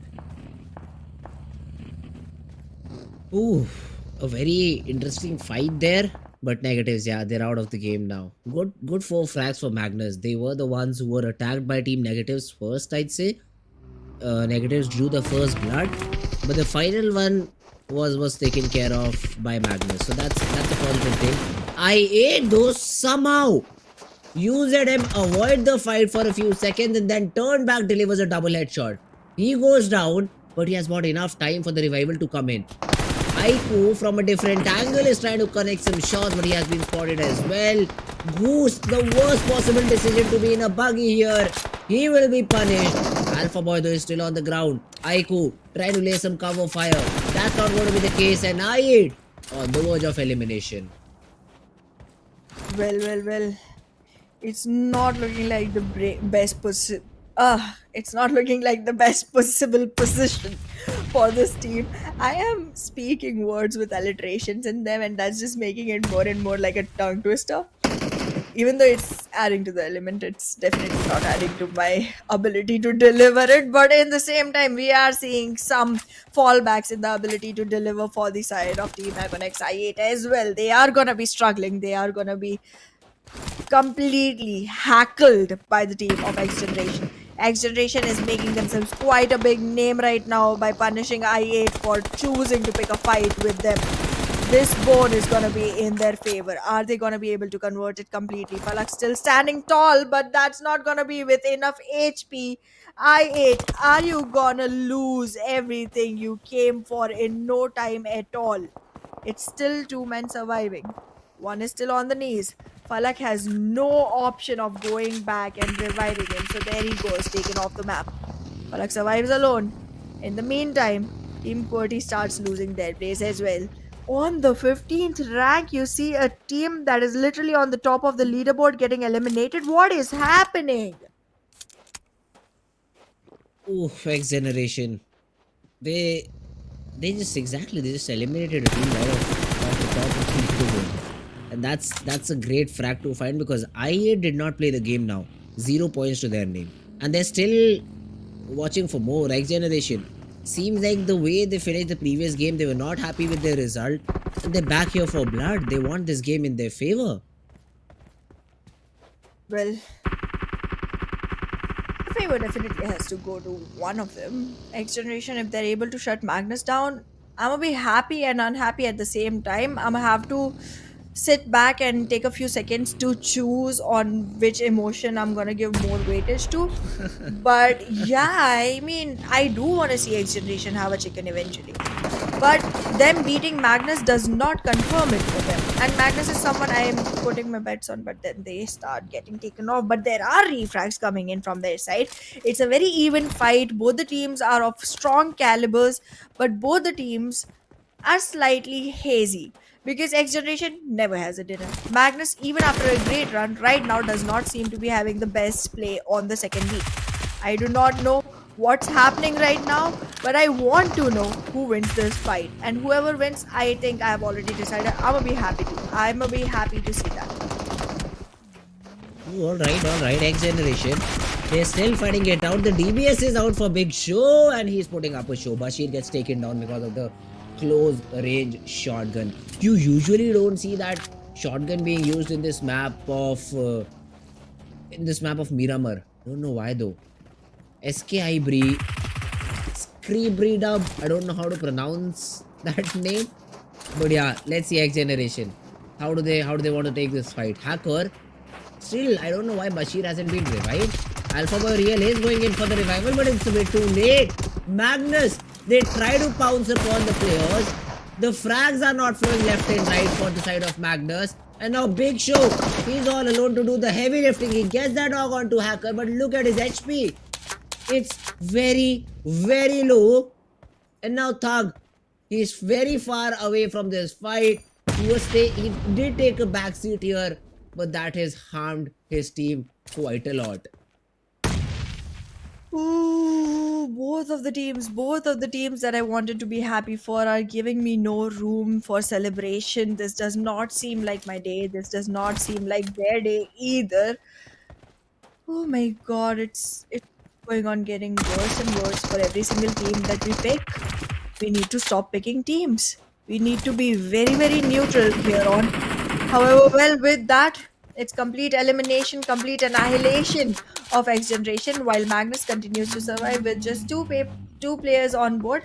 But it looks like a good survival rate considering they have 8 frags to themselves. That is a huge number. That is a huge number. If you add up both the like second and third top fraggers, that's when you get 8. It's great. It's a good start. Can they sustain it TFD though? That's another question. But TFD, the position that they are, I don't like it at all. They're just surviving on the basis of smokes. But what happens once they run out, or what happens when shots like these gets taken on you? Miracle. Good shots. It's a very slow moving map in terms of vehicle. So yeah, you cannot say much about it. Talisman is trying to take some shots. Big Show, he has been tagged up a little bit. But the knock is not coming in. He will also be forced out because of the play zone, and now Batuk, all alone, has to carry the flag of his team. Oh god. Not only the flag of the team, but also the weight of the team. Oh god, this is looking like it's getting worse and worse. Am I repeating myself? I think I am. Well, the teams are not repeating history anymore though, so that is something we have good going on here. TFD is going to be losing a couple of players, and look at Magnus already arriving at the double digits for themselves. Well done. I am liking this aggression. I am liking this hunger for points. I just hope they survive a little longer. 7th element, are you gonna be in trouble? Yes, you are. But is 1-for-1 gonna be the team that shuts you down? Because no, you do have a good backup. You do have a strong backup that can survive and make sure your team makes it back into the game. Divine. Oh no, the positioning of Mithi combined with that of JD is gonna be so much helpful. Divine does make his way back in, but it's gonna be a fight that Mithi loses. However, JD will be able to provide some backup. Is he gonna be rushing in? Is he gonna be able to make sure that this healing does not happen before he's able to convert this into a frag? King has already gotten himself back onto his feet. Is this a fight that he can commit to? Is this a fight that JD can contribute to? And with that, King will take Divine out. 7th element. Woo. Great gameplay. I'm loving 1-for-1 right now. Finally staying true to their name. one of the players gets knocked out, the trade's always there. Finally living up to the name 141. 4 frags as well. All the 3 players back on their feet, and they are back in the game. They are back for vengeance. Magnus, the remainder of the 2 players also get eliminated. But the good thing for them is the number of eliminations match the number of positions that they've been eliminated. So 10 points will be secured on the basis of elimination. I think 1 will be given to them because of the position. Not sure though, we'll have to check it out. No, 1 point 141 arrives at though. 8th rank. Oh, okay. So no points. So overall 10 points. I say still it's not bad at all. 10 points in a game. That's just great. That's just a good number. And now the grounders, they are also joining the party. 141 slowly going down one by one. Whew. I mean, they do have 4 frags and they do take 1 frag for 1 death.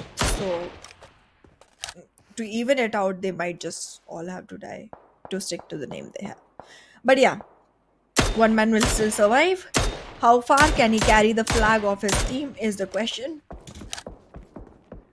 I still want to see 52 Esports make a great stand for themselves. Regicide has no competition right now. No other team is close to them on the leaderboard out of the ones that still survive. So great opportunity for them to make sure they have a good run.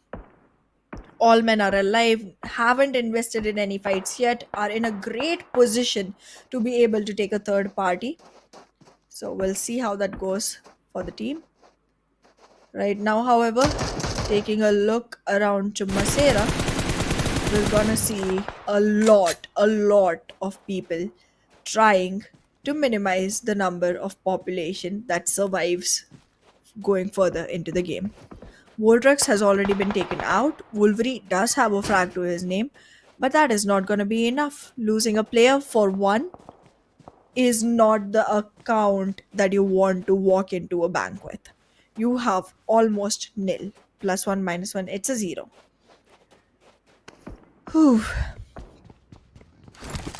QWERTY though, they find themselves in a compound 50 meters away from stage number 5. So that's not a big number considering that you're in a city, so rotations should be easy. But yeah, this hill of Chumasera is a very difficult spot to hold, and North Esports, they're really putting it out on luck, I think. They have some natural cover from teams like Star, but what happens when the other teams start just barging up this particular hill? Once they start coming up this hill, just like Regicide did. Vaz, he went there, he saw a bit of vehicles, he saw a lot of vehicles, not just a bit, 3 vehicles he did see, and just positions himself in a way that they can pester the players of Team North Esports with some nades. How do you react to this is my question for North Esports, and let's see how do they come up with an answer. A great nade, because Iron has lost a lot of HP to that nade. Some more follow in as well, and Maxi's own nade takes him down. This has been the story of Pakistan region. Don't know how they just get the nades on themselves and just get eliminated because of it. It's definitely not looking like the best situation for North Esports. They have nades from their own team coming at them. They have nades from other teams coming at them. They have volleys coming at them. Everything is going to their disadvantage. Turkish side is not willing to get out of this fight. They want to commit. And is it going to turn into an overcommitment? We'll find out. Look at Regicide. 2 of their players are already knocked. Are they going to have enough time to recover them? Are they going to have enough space to make them come back into the fight? Yes, they will. So, okay, good fight. Great numbers. There's still 1 on the ground. Will you be able to get them up? We'll see. Team Star being the one with the most players right now just surprises me. But then again, looking at the number of frags they have, it just makes it completely even and clear to see they were just hiding out most of the game. Survival points, they'll acquire it, but they will need frag points to go along with it to make sure that they have a good announcement walking out of here, because they do not look like a very strong team just yet. 52 Esports, however, does not fail to impress since a couple of days. I'm seeing this team step up quite a bit, and I'm pretty sure they are not going to be stuck at least at the position that they had last season. This season is going to be a better one.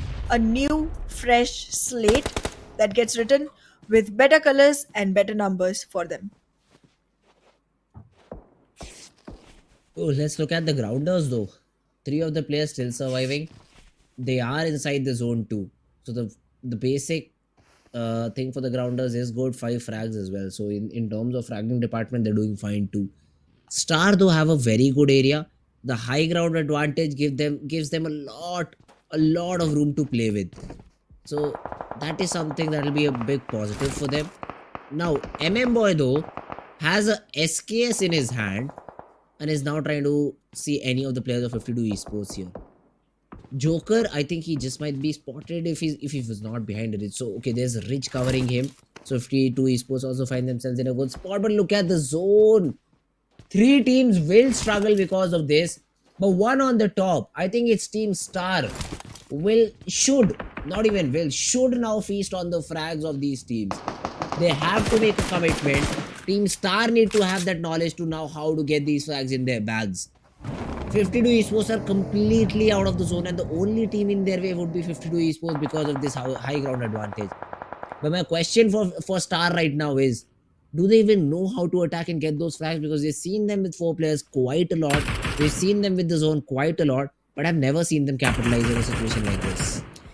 Well, that is definitely a thing, but look at that. Just as you start talking about them, they start losing their men, and it is definitely you that is costing them miracle. And now they won't be able to commit the miracle that we were expecting them to. However, Team Tough still survives. It's still a huge number of teams that are still surviving in a circle that small. It's already stage 7, and we're seeing 8 teams on board. How is this happening? I don't know, but is it good? Yes, it is, because it gives a lot of teams a chance to make their claim. 52 esports, what are you doing? I was putting my money on you, and you're just gonna flush it all down the drain. 2 people already knocked. It's gonna be one single player trying to survive, and then he is not gonna be making it for a long run either. Team Tough gets eliminated, so does 52 esports. It's only 5 surviving now, and that's exactly what I was trying to talk about before my breath got taken away by the type of gameplay that I'm seeing. The circle is getting tinier and tinier, Fritz. There's way too many people right now. And at this point, a person like me would just take the gun and run around 360 degrees. And I think I would get a couple. No, you won't. I mean, there's just so many people. There's literally people every single spot you look at. So, shoot, somehow. That means you'll be shot from every Oh, single yeah, that spot too. that you see. That too. And considering the level of skill you have, man, I doubt you even get a single point of damage onto any of these players. That's there. But here, QWERTY are trying to make an attempt here to get inside the zone, which will be completely denied by the players of the grounders. The smokes did not help as much as they expected it to. But yeah, the grounders now will be put in trouble because of the players of Team Star. There's no way for grounders to come on top of this hill. So if the next zone supports the players of Star, it is easy chicken. Even they just have to survive in that situation. That's about it. No team except for Regicide, I think, has an opportunity to come up and take this hill away from them. Let's see if Regicide is able to do that or not. Destroyer is continuously trying to take care of the players of the grounders. A nade to follow up as well. That could be a good nade. It's properly cooked too. And almost landed on time.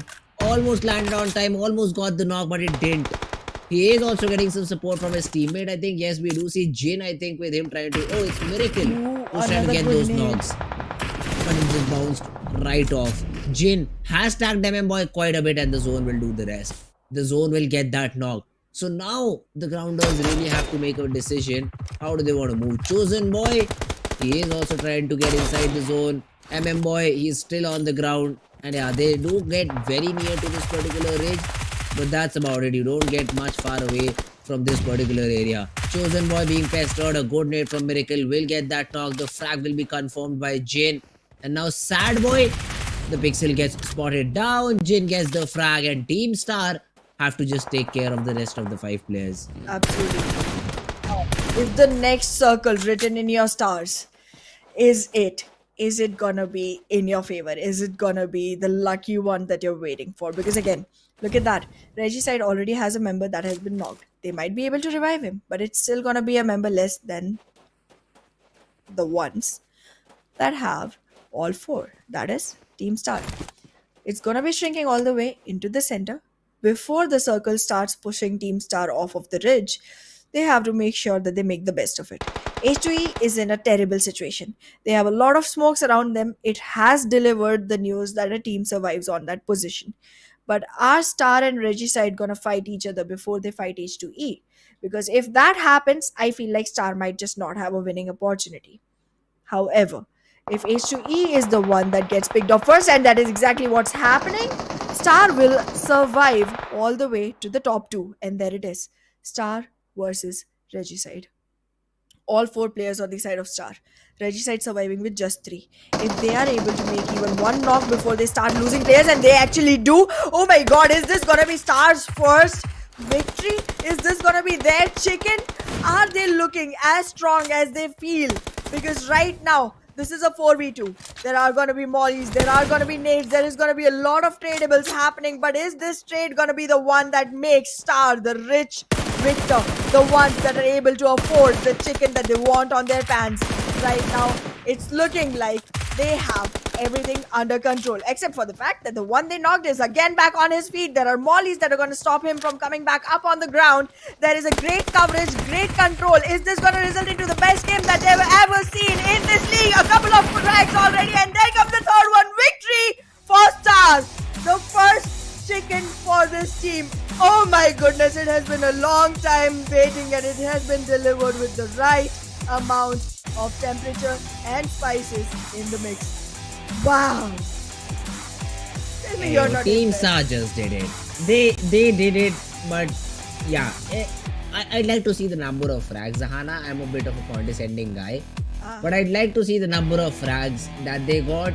That is what'll help me to make my decision. And they just got 9. Come on, 9 is not enough. They were inside the zone from like what, zone number 4. They were inside it. They had a very great area. 9 does not justify the advantage that they had. Their kills got stolen. Look at the damage they have. It's a good amount of damage. I mean, it's not the best, but it's really good. Specifically coming in from the side of Team Star, I am impressed. I am happy. And I'm not gonna take away this moment of festivities from them, because they have secured their first chicken. It has been a long time running. They were always one of the teams that was in the last 3. Well, they still are. But now they have a chicken. It's got to add to their motivation, it's got to add to their game, and we'll add more to this analysis right after this break.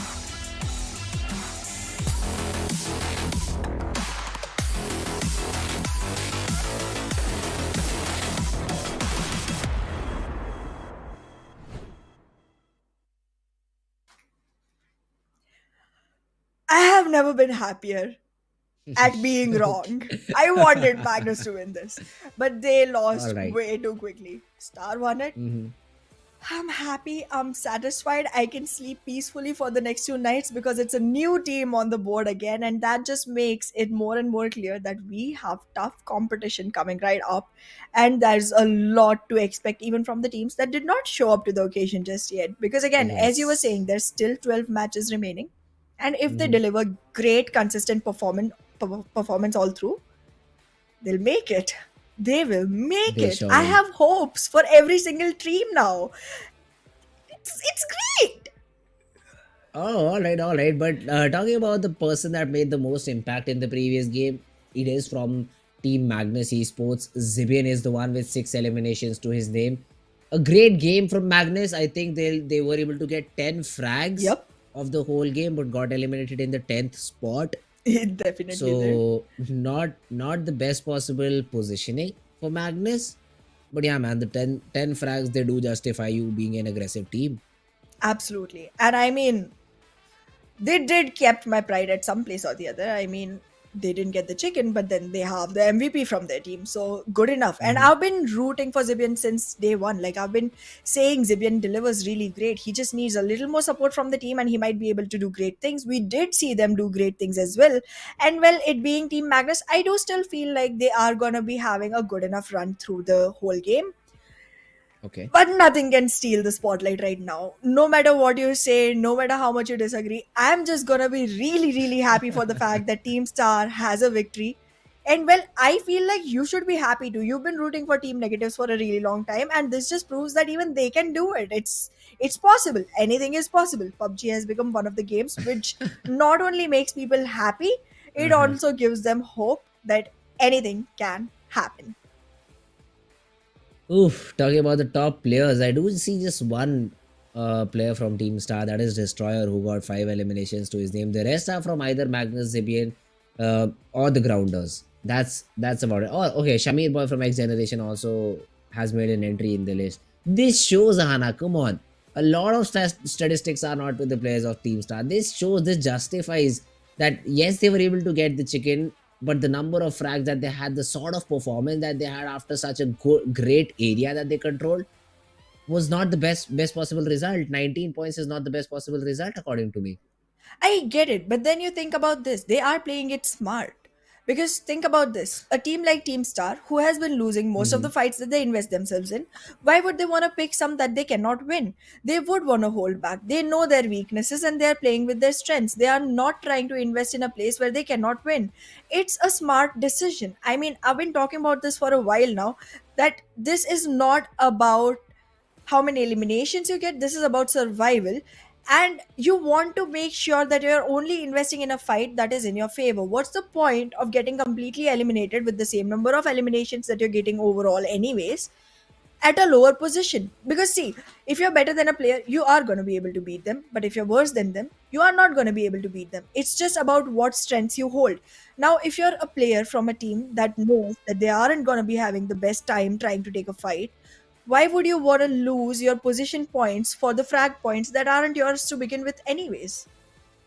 No, I still think the position that they had was uncontested.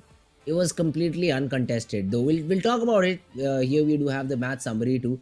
Zibian. Three names for Team Magnus Esports, and then we have King from 141 with the highest healing done. But yes, coming back to the point, what I think is this is a result that cannot be replicated from Team Star until unless they get the zone back in their favor. That is true. And sometimes when you get it, sometimes when you get the zone, when you are at a position which is basically uncontested, no one could have come up that particular ridge without fighting with two teams and then try to eliminate Team Star. And even at that point of time, you just get 9 elimination. That does not do justice to the position that you had in game and out of the game too. I mean, you're almost at the bottom of the leaderboard. You had a great opportunity where you could have backed up 25 points and you get 19. You still leave away those 6 points according to me. See, I get it that their position was uncontested, but when do they get to know that exactly? What if the circle just formed towards the bottom part of the ridge? Their position wouldn't have been as beneficial anymore. They needed to make sure that they were in the final circle, and that's when they started taking the one fight that they initiated on their own. Rest of them came to them. They started the fight, and then Star was the one that ended it. It's definitely a smart move considering that your frag points are not fluttering really well anyways. So, I mean, I don't have any complaints. I really don't have Okay. any complaints, because if I was in Team Star, I know my caliber. I know I cannot take many fights. I know I don't want to rotate out of here. I mean, I'm not saying Okay. it was a very calculated rotation. I don't think it was a position that they knew was going to be inside the circle. It's probably just that it happened to be inside the circle while they were trying to hide out. So, if a team is in that position, I don't feel like they want to take that aggression. However, look at that. In week 2, Team Star, rank 9. I'm happy. I'm happy. I'm not disappointed. They're at a much better position than a lot of teams, more than half of the teams, specifically in week 2. Even though the performance from week 1 is definitely going to be getting in their way. So, not gonna, argue on that. But yes, we do also see a couple of teams that have literally crossed a century, and the ones behind them have to crawl back a long way. Like, look at the difference between Agon I8 and X Generation. Woof! Whooping Almost 40 34. points. I think it was Oh, 34. okay. Yeah. Okay. 34 points difference. Long way to go. It is. It is indeed a very, very long way to go. And the remainder of the teams, negatives, they started off this day with being on the first chart and now they're back to 17th, where they were usually found in week number 1. Yup. So yeah, teams just settling back again where they used to be. The Faulty Devils, a new addition to the top, to the bottom 4, being on the 16th position with 28 points to their name. Although this can shuffle very, very quickly if one of these teams was able to get a chicken for themselves, just like Team Star did. Yep. A 19-point game, a 20-point game. If they're able to achieve it, they might just get out of this dumpster.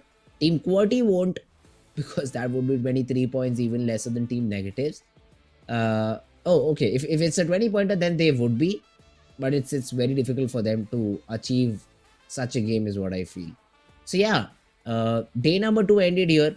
QWERTY, they still have to work a lot in terms of week number 2. But talking about the total overall, 3x Esports still retain their throne somehow. I8, they've definitely covered the numbers. They're just 6-point difference between the two. Yes, they've closed in on the gap, but look at the gap between I8 and Regicide. It's literally one single point. It's literally one single point. It's so close. If I was Regicide right now, I would be hurting because it was literally in reach. One extra frag, one extra position. Anything could have changed this. Oh god, this is difficult. But then again, there is still one thing. I8 has more chicken dinners than anyone on the whole uh, area of WWCDs. They have 5 to their name, which is great. Team Star, because of their first week performance, still cannot make it back up. But look at the difference they have created between themselves and Team Negatives now. They can be sure that their 18th position is not falling down, at least not in the next day. And they can also try and make sure that they move Faulty Devils down. Like, obviously, it's gonna be a very slow climb, but it's definitely a climb that has become possible now. They might be able to establish themselves in top 16. And I think that is all you need to be able to play the finals. You won't have the bonus point advantage unless you're in the top 12, but still, it's a way. It's a way up. So I'm hopeful. Okay. I'm happy. The Mhm. difference they've created between them and negatives is great. It's something I did not expect to see. The difference they have closed in between them and Faulty Devils is again something I did not expect to see, but it has happened, and it might just happen that we might see Team Star actually playing the finals.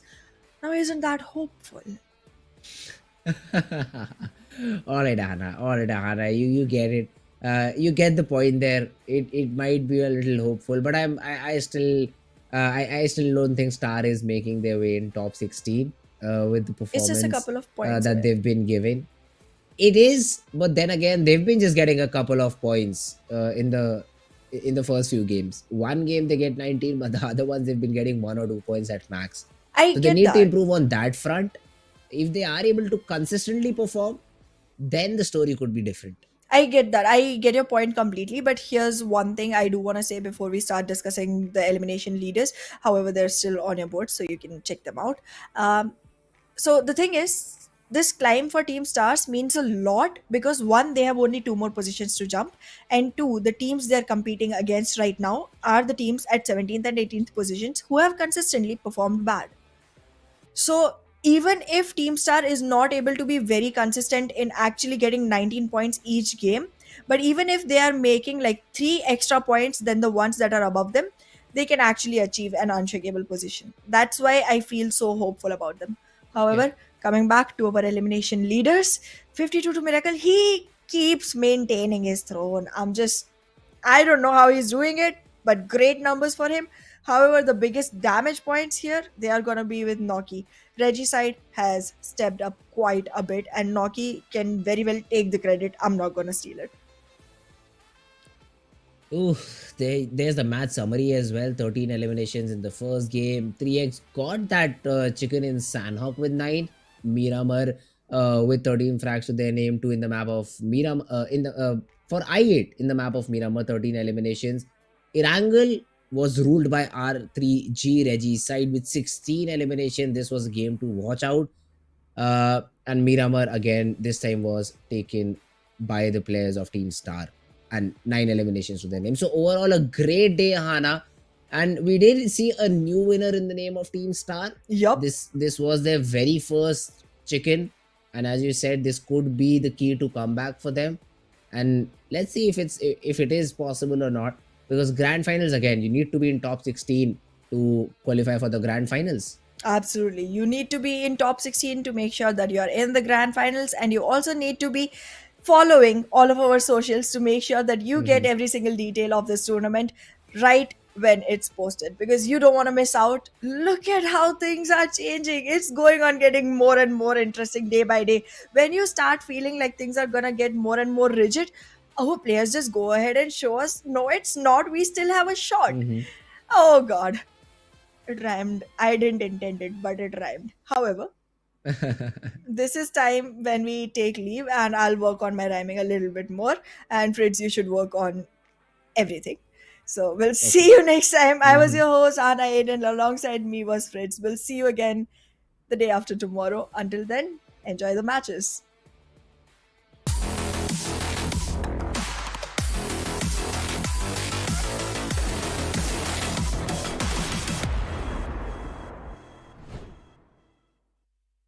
नहीं यार, आज game नहीं खेल सकता। अहमद, आ रहा हूँ mummy.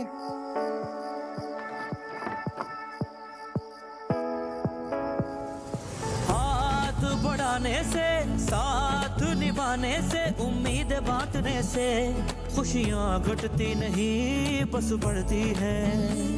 वही देता है वही सुनता है, जब भी